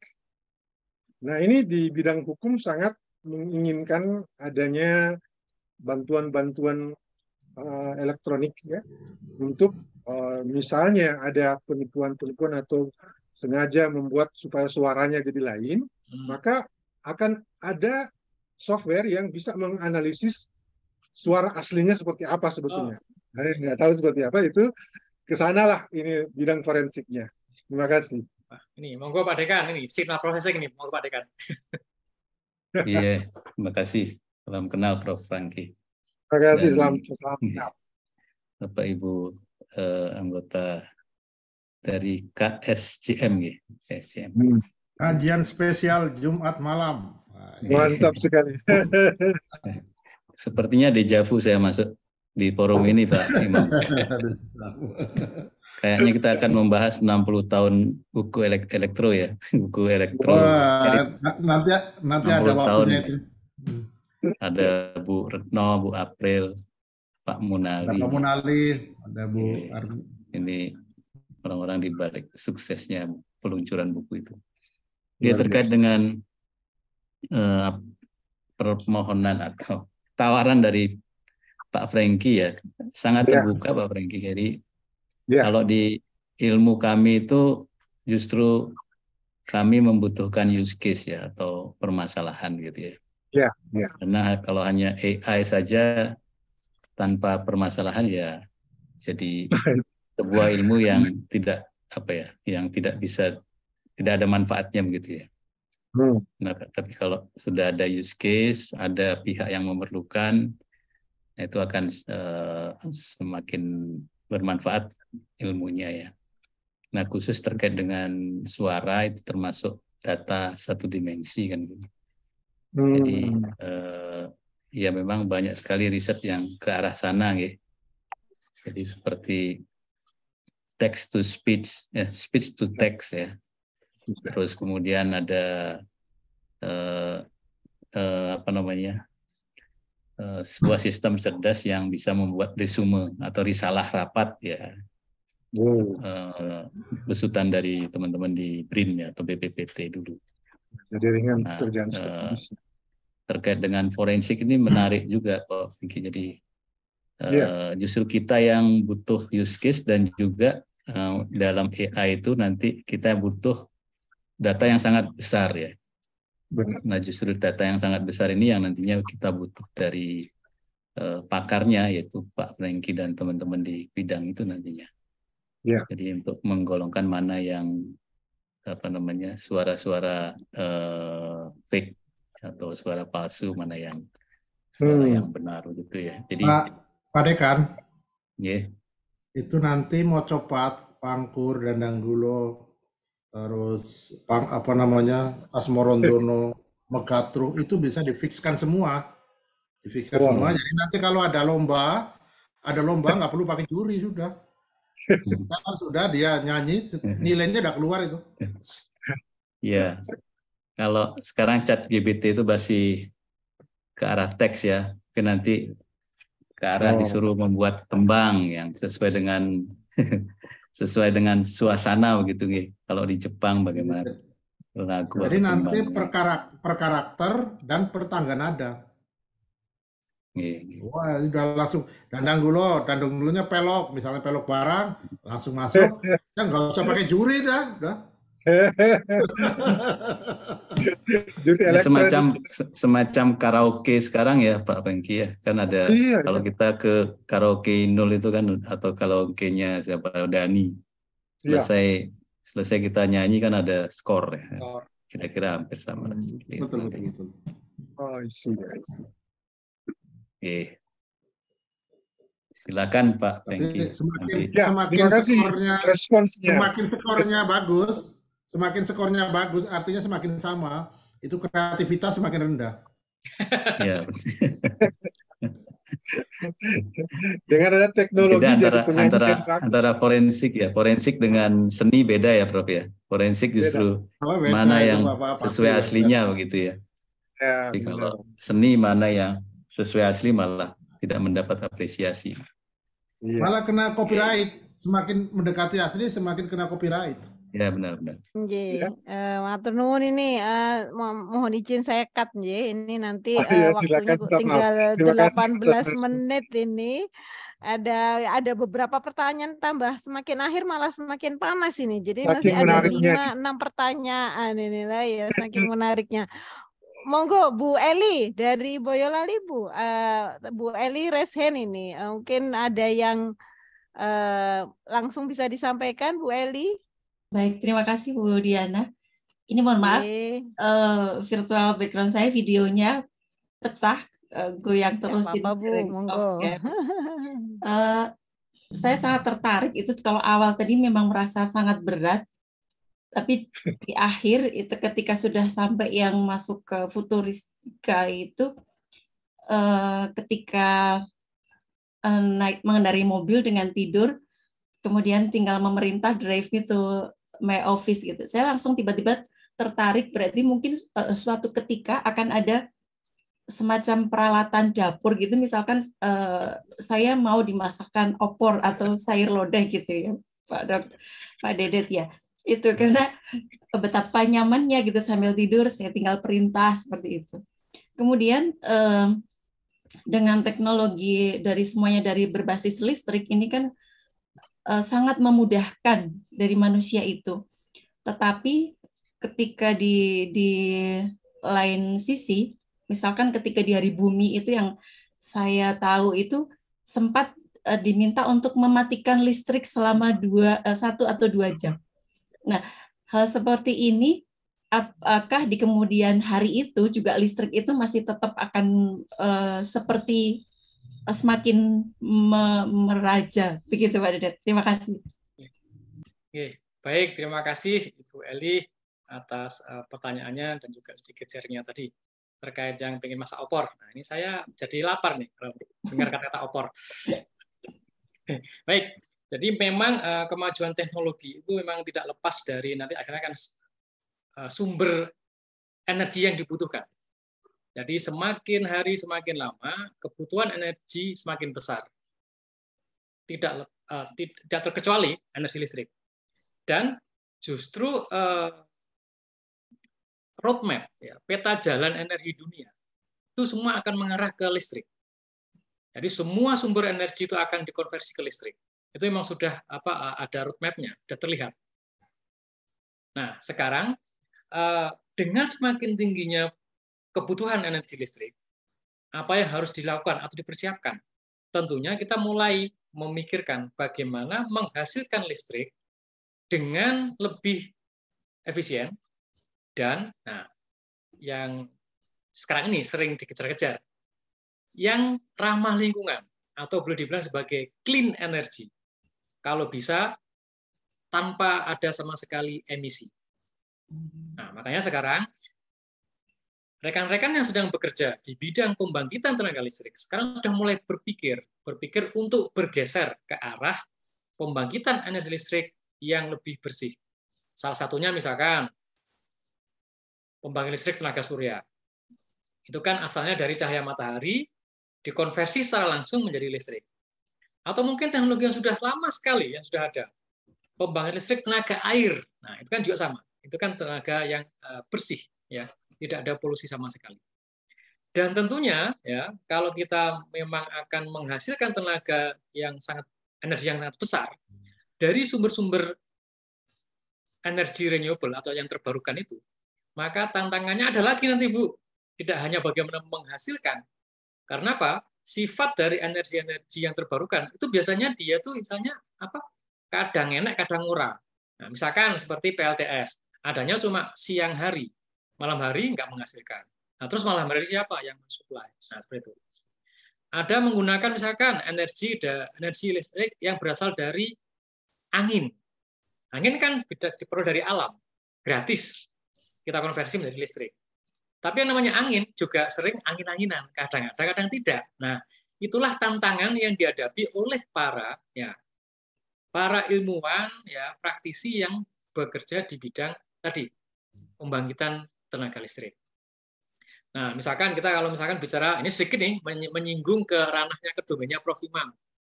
Prof. Imam itu kan mengajar di sisi stabilitas sistem tenaga listrik. Waduh, wes. Kalau udah ketemu mata kuliah itu pusing udah. Jadi intinya bagaimana kita itu ya menyeimbangkan antara energi yang kita bangkitkan dan energi yang diminta atau dipakai. Jadi kuncinya di situ untuk menjamin bahwa sistem ini stabil.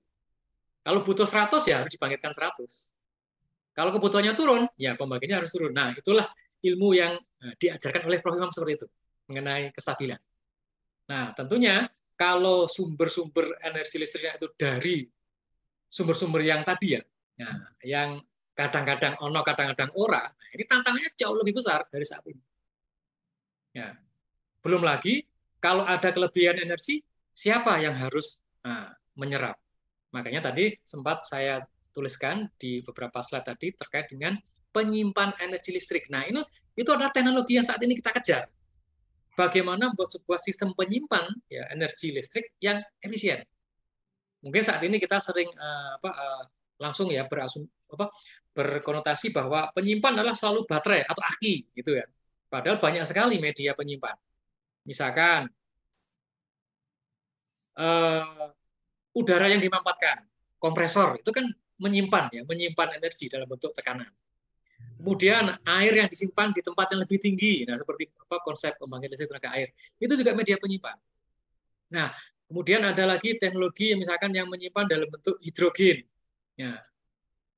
Kita memecah misalkan H2O, air menjadi oksigen dan hidrogen. Hidrogennya kita simpan. Memecah ini menggunakan energi listrik. Nah, jadi energi listrik disimpan dalam bentuk nanti hidrogen kemudian dipakai dijadikan listrik melalui media namanya fuel cell. Nah, itu yang mungkin pernah kita dengar ya, teknologi fuel cell. Nah, hal seperti inilah yang sedang dikejar oleh para ilmuwan. Bagaimana ya menghasilkan teknologi yang semuanya harus ada. Ada pembangkitnya, ada bebannya, ada penyimpannya. Nah, sehingga membuat sistem pembangkitan energi ini sistem yang tadi stabil, efisien, dan targetnya adalah clean, energi bersih. Ya, jadi kalau misalkan ada ini ya, ada seperti kampanye atau campaign bahwa matikan listrik selama 1 jam pada tanggal sekian-sekian. Oke, itu malah itu menurut saya adalah ya itu reminder bagi kita. Bukan berarti kita harus tidak memakai listrik. Oh, nggak bisa. Kita butuh listrik saat ini.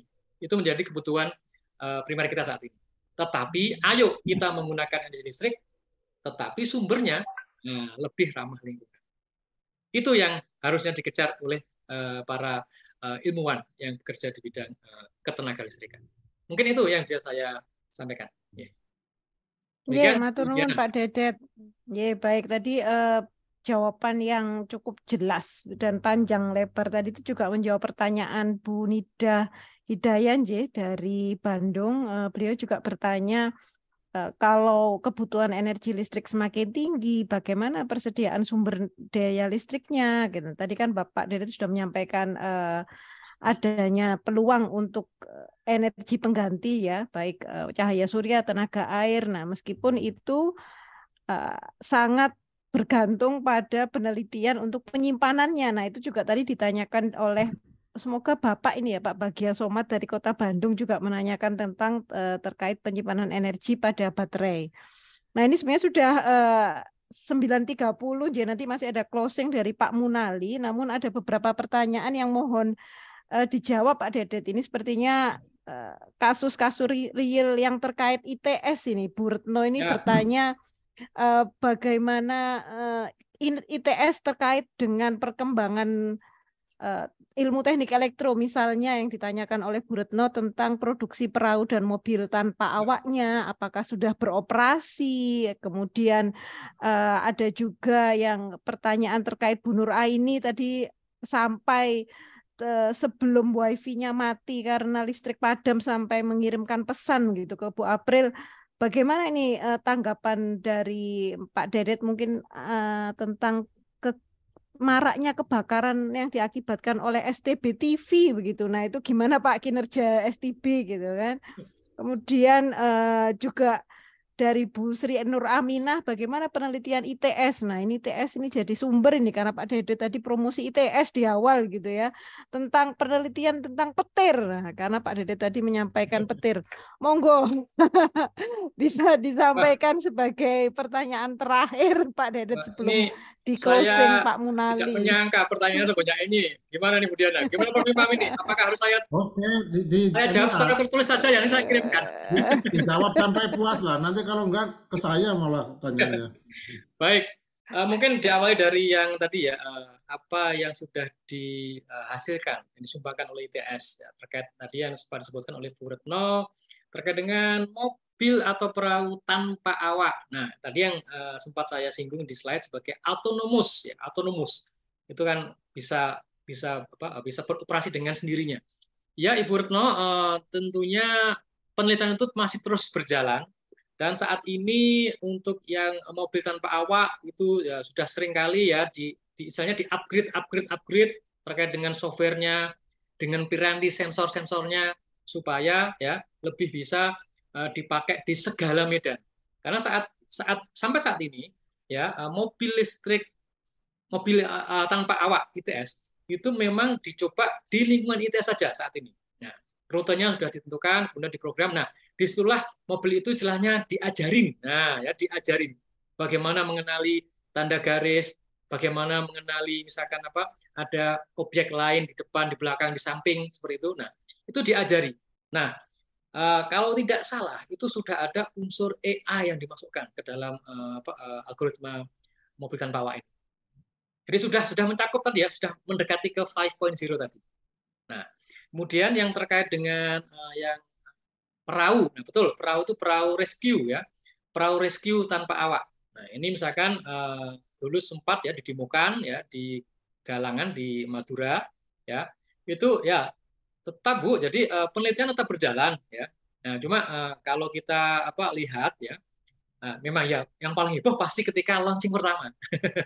Setelah itu ya oke, udah tahu, ada seperti itu. Nah, penelitian terus berjalan.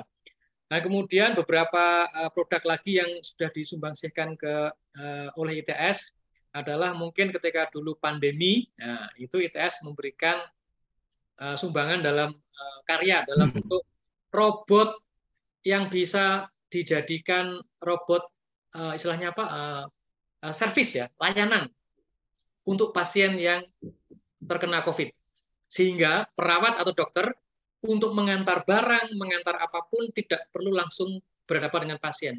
Intinya mengurangi kontak antara tenaga medis dan pasien. Robotnya namanya Raisa. Nah, Raisa, betul.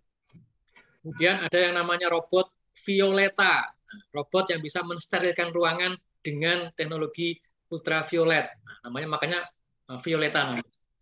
Nah, kemudian beberapa lagi produk misalkan yang terakhir, nah ini ITS berkolaborasi dengan INKA dan perguruan tinggi yang lain itu membangun bis listrik yang dipakai di acara G20 di Bali, nah, G20.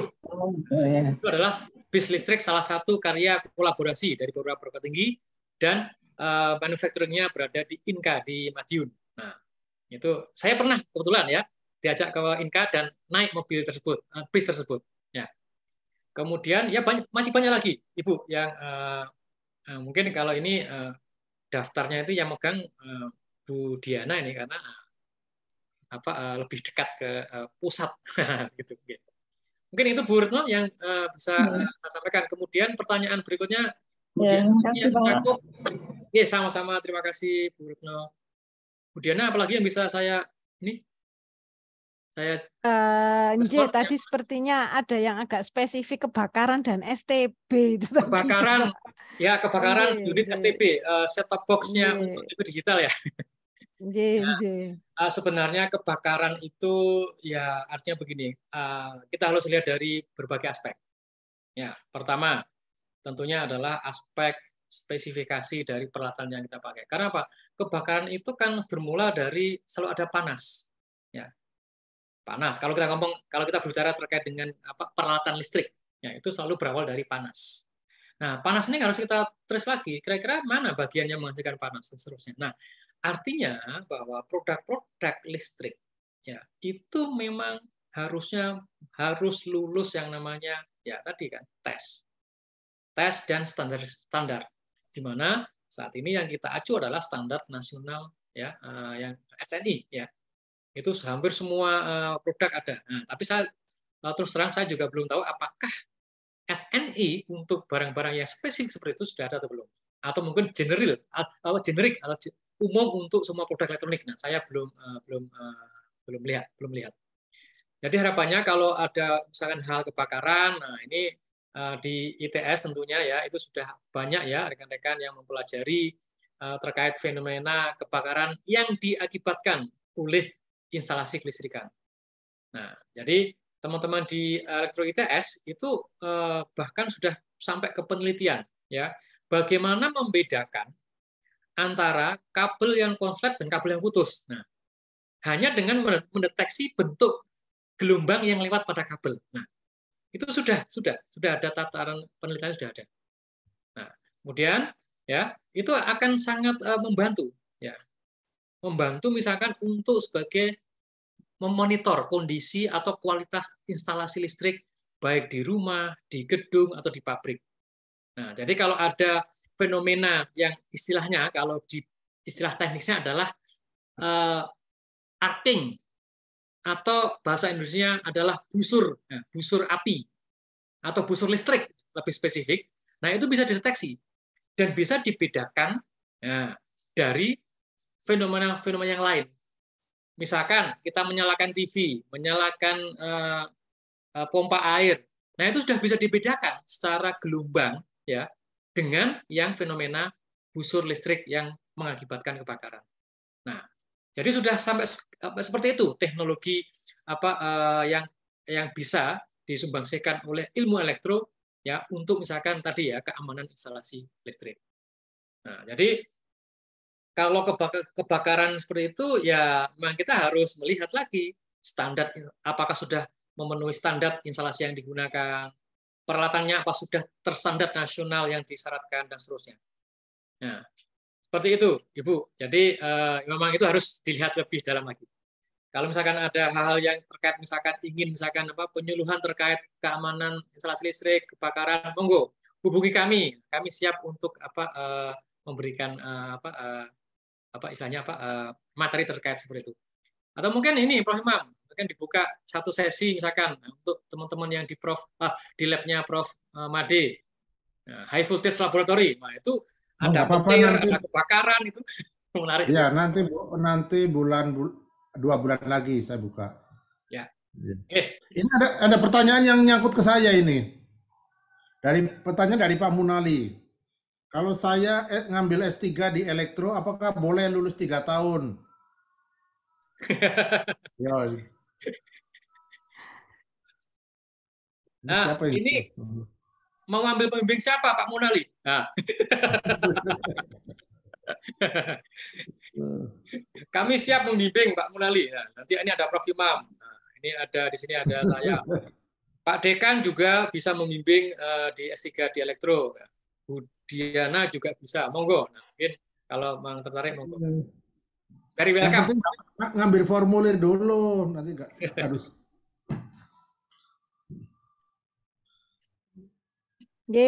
Baik, matur nuwun Bapak Ibu sekalian, karena juga waktu juga yang membatasi kita, sampun 9:30.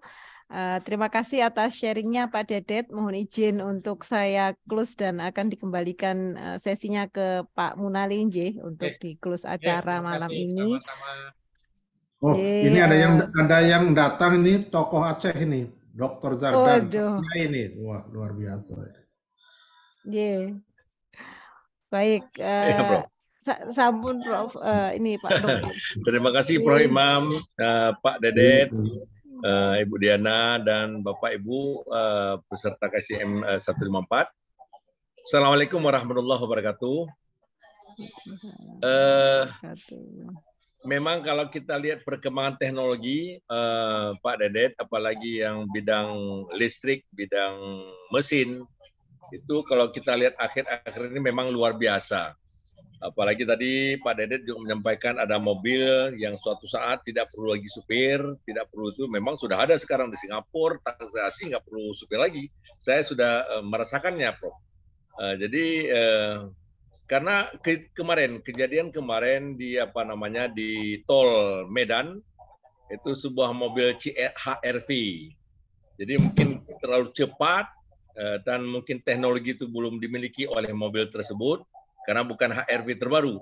Yang kemarin itu langsung masuk kolong truk, semuanya tewas, hancur. Foto ada di saya nih, kawan kirim. Jadi kalau mobil sekarang ini ya kita tidak cerita tanpa supir dulu. Yang ada supir pun mobil sekarang sudah ada sinyal-sinyal, sensor-sensor, ya apabila sudah dekat dengan mobil lain dia langsung memberi aba-aba, baik bunyi sambil teriak, kemudian juga dia bergeser. Dan mobil kalau juga sudah bukan jalurnya, dia tertarik sendiri. Kebetulan saya rasakan kebetulan saya ambil mobil HRV baru, jadi waktu saya kendarai, jadi pada saat di tengah itu menarik dia ke kiri, Prof. Pak Dedet. Jadi ini salah satu. Oke, Pak Zardan, nanti ada topik sendiri tentang mobil ketabrak atau mobil lolos dari tabrakan. Ya. Yang penting begini Pak Zardan, ini kapan ini Bu Wakil Dekan, Bu Dr. Diana dan Pak Dr. Dedet diundang ke Aceh itu aja. Insya Allah siap difasilitasi Pak Dedet, Bu Diana. Ya, asal ada ke Aceh, tolong dihubungi saya nanti kendaraan dan itunya ya kita layani sebaik-baiknya. Apal ini mewakili Prof Imam. Saya tidak ingin. Terima kasih, tawaran sangat menarik, Pak. Siap, berangkat. Saya siap mendampingi dan kemana nanti kita itu kan Pak Dedet. Baik, terima kasih Prof Imam dulu.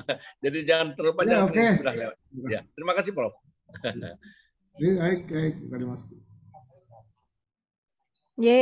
Matur nuwun Prof Iman, matur nuwun Pak Dedet. Saya close terlebih dahulu 1 menit mohon waktunya. Jadi terima kasih atas sharingnya Pak Dedet berdasarkan catatan. Jadi ini tadi saya ada yang komentar kok seperti kuliah ya. Iya, saya juga nyatet ini Pak. Nanti kalau enggak salah ini ngasih closingnya begitu. Jadi kalau mulai, saya Saya malah kok mudah sekali ya gitu. Prof lupa ya, kita ada generasi gap, Prof. Berapa puluh tahun ini, Prof, generasi gapnya. Gitu ya. J. Baik, terima kasih atas sharingnya Pak Dedet. Mulai dari tadi ada sejarah begitu ya, dari revolusi industri, revolusi society begitu, sampai yang tetap ditekankan oleh Pak Dedet bahwa memang ya kita akan terus maju begitu, tetapi nggak perlu khawatir bahwa dengan adanya mungkin elektronika, teknologi dan seterusnya, tetap seperti yang disampaikan Pak Dekan tadi, use case-nya itu tetap kebutuhan manusia begitu kan. Jadi pasti posisi pengguna atau manusia itu masih akan tetap ada selama kita tidak melupakan. Nah, tadi dari slide terakhir Pak Dedet, yaitu rasa penasaran dan ketertarikan yang terus-menerus ditingkatkan agar siswa-siswa kita juga tetap memiliki rasa ingin tahu yang besar, sehingga konsep lifelong learning tetap selalu ada. Kira-kira demikian closingnya. Matur nuwun Ibu Bapak sekalian, sampun berkenan mendengarkan ini tadi materi yang 4K tadi ya. Apa tadi saya buka ini? Futuristika, elektrika, elektronika, informatika, mekatronika begitu ya. Bertahan sampai akhir dengan berbagai, mungkin ada yang kendala wifi, kendala video, tapi terima kasih atas kehadirannya. Assalamualaikum, selamat malam.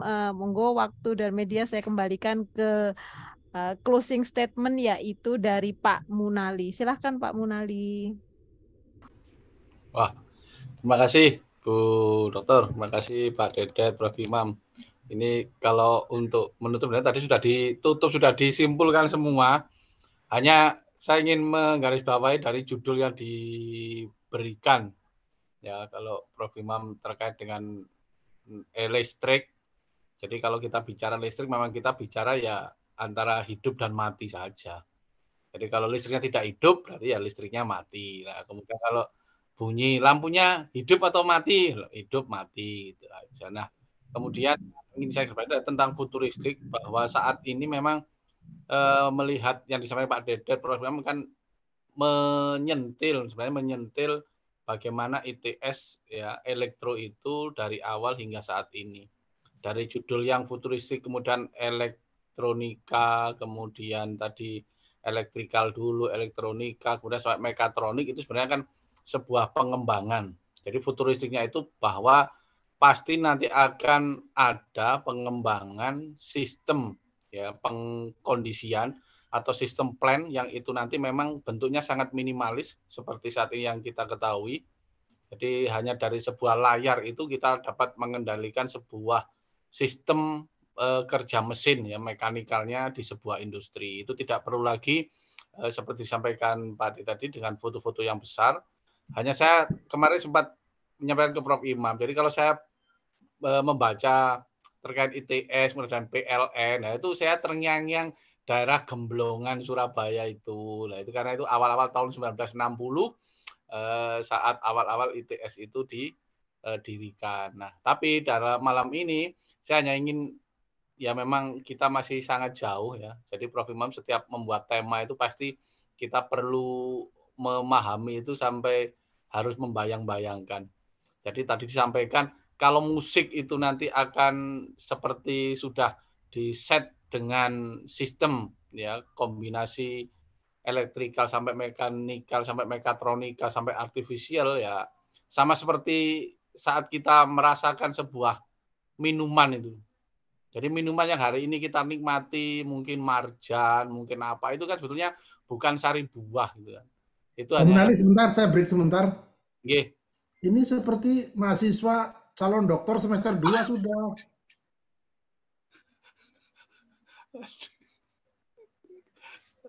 Oke, teruskan. Oke. Jadi saya hanya membayangkan bahwa itu adalah sebuah plan, sebuah permainan dari apa ya? Malah ngeblank, Bro. Dari sistem kombinasi yang itu dapat meracik sebuah rasa itu dari kolaborasi teknologi itu. Nah, tadi disampaikan kalau tadi Pak Zardan menyinggung tentang mobil listrik tanpa awak. Nah, itu sekelas SMK saja sama Prof. Imam tahun 2009 sudah diopiak-opiak bagaimana membuat mobil matahari. Nah, ini artinya futuristik yang dimaksud ini adalah sebuah sistem yang sangat minimalis, tetapi di situ fungsinya sangat maksimalis. Nah, sehingga tadi saya Pak Dedet mulai awal tadi ada rumus-rumus yang sampai I2 dikurangi I3 plus I1 tindakan fin. Nah, itu kan pada dasarnya kan dasar-dasar yang memang diperlukan. Nah, karena itu kalau malam ini kita disuguhkan itu, boleh jadi nanti musik-musik yang ada saat ini itu tidak lagi banyak orang yang harus menjadi, misalnya karawitan itu, kalau tadi disampaikan Pak Dedet bermain bonang, ya bonang barong atau bonang penerus atau gender dan sebagainya, itu nanti tidak akan sebanyak itu. Cukup 2 orang sudah sangat mumpuni. Nah, itu mungkin yang dimaksud dengan futuristik dalam teknologi listrik yang saat ini sedang berkembang sampai dengan macam-macam bidang keilmuannya. Ya, kalau orang ahli seperti Prof. Imam yang besar itu plan, nah itu pasti nanti akan menghasilkan generasi-generasi yang secara spesifik pasti akan bergelut dengan dunia-dunia listrik, informatika, elektronika, mekatronika, bahkan robotika. Mungkin itu Prof yang saya sampaikan. Jadi artinya malam ini kita disuguhkan bahwa konsep sebuah sistem itu tidak lepas dari pendasaran dari keilmuan yang luar biasa, kemudian menghasilkan anak pinak ilmu-ilmu yang baru. Dan itu memang dimulai dari perkembangan listrik yang sudah dikembangkan oleh para akademisi, para ilmuwan. Sekali lagi terima kasih untuk waktunya, Prof. Imam. Mudah-mudahan Aero Society ini juga menghasilkan sebuah konsep futuristik terkait bagaimana mempertajam kapasitas anggotanya sehingga menjadi manusia yang berkarya original terutama dengan pengembangan ilmu yang sudah ada. Sekali lagi terima kasih, mohon maaf. Assalamualaikum warahmatullahi wabarakatuh. Tadi hostnya siapa ini hostnya? Komunali? Bu April, Bro. Bu April. Ya. Oke, Bu April silakan di closing sambil terima kasih ke semua. Tumben Prof, closingnya host Prof. Yes, nggak apa-apa, kan Bu April sangat paham dengan Pak Dekan, Pak Kadep semua ini. Saya malah bingung tadi Prof ikut menyimak yang tentang rumus-rumus, tentang elektronika, tentang informatika dan sebagainya. Ilmu baru untuk kami, untuk santri Aero Society terutama. Terima kasih kepada Pak Dedet, kepada Pak Dedet Chandriawan, kemudian Pak Dekan yang sampun rawuh, dan Pak tadi yang dari Manado, Dr. Franky Nayawan. Ya, Pak Dr. Franky Nayawan. Sudah banyak yang bergabung. Tadi ada kakaknya Prof Tineke, kalau tidak salah tadi masuk juga. Oh, itu Profesor dari Unsrat ya? Malam ini sepertinya banyak profesor, banyak para ahli yang bergabung. Sangat merugi kalau tidak ikut di Profnya KSJM. Karena setiap minggu itu Prof Imam menghadirkan judul yang membuat kita penasaran. Seperti malam ini judulnya panjang, rumit, dan bikin pusing, ngoten nggih Prof. Saya tutup KSJM malam ini. Terima kasih kepada Bapak Ibu semua. Terima kasih ke moderator belum? Dalam Prof. Terima kasih ke Ibu moderator belum? Oh iya. Terima kasih Bu Diana. Wah, telat ini terima kasihnya. Terima kasih kepada semua panitia, semua yang telah bergabung di KSJM 154. Alhamdulillah. Oke, Bu April. Tidak pernah berhenti. Minggu depan apa lagi yang akan kita timba ilmu di KSJM. Saya akhiri, billahi taufiq wal hidayah. Assalamualaikum warahmatullahi wabarakatuh. Waalaikumsalam warahmatullahi wabarakatuh. Malam ini materinya paling top. Saya baca tadi. Ini refreshing sekali. Recas. Pak Mudali. Terima kasih Prof. Imam. Terima kasih.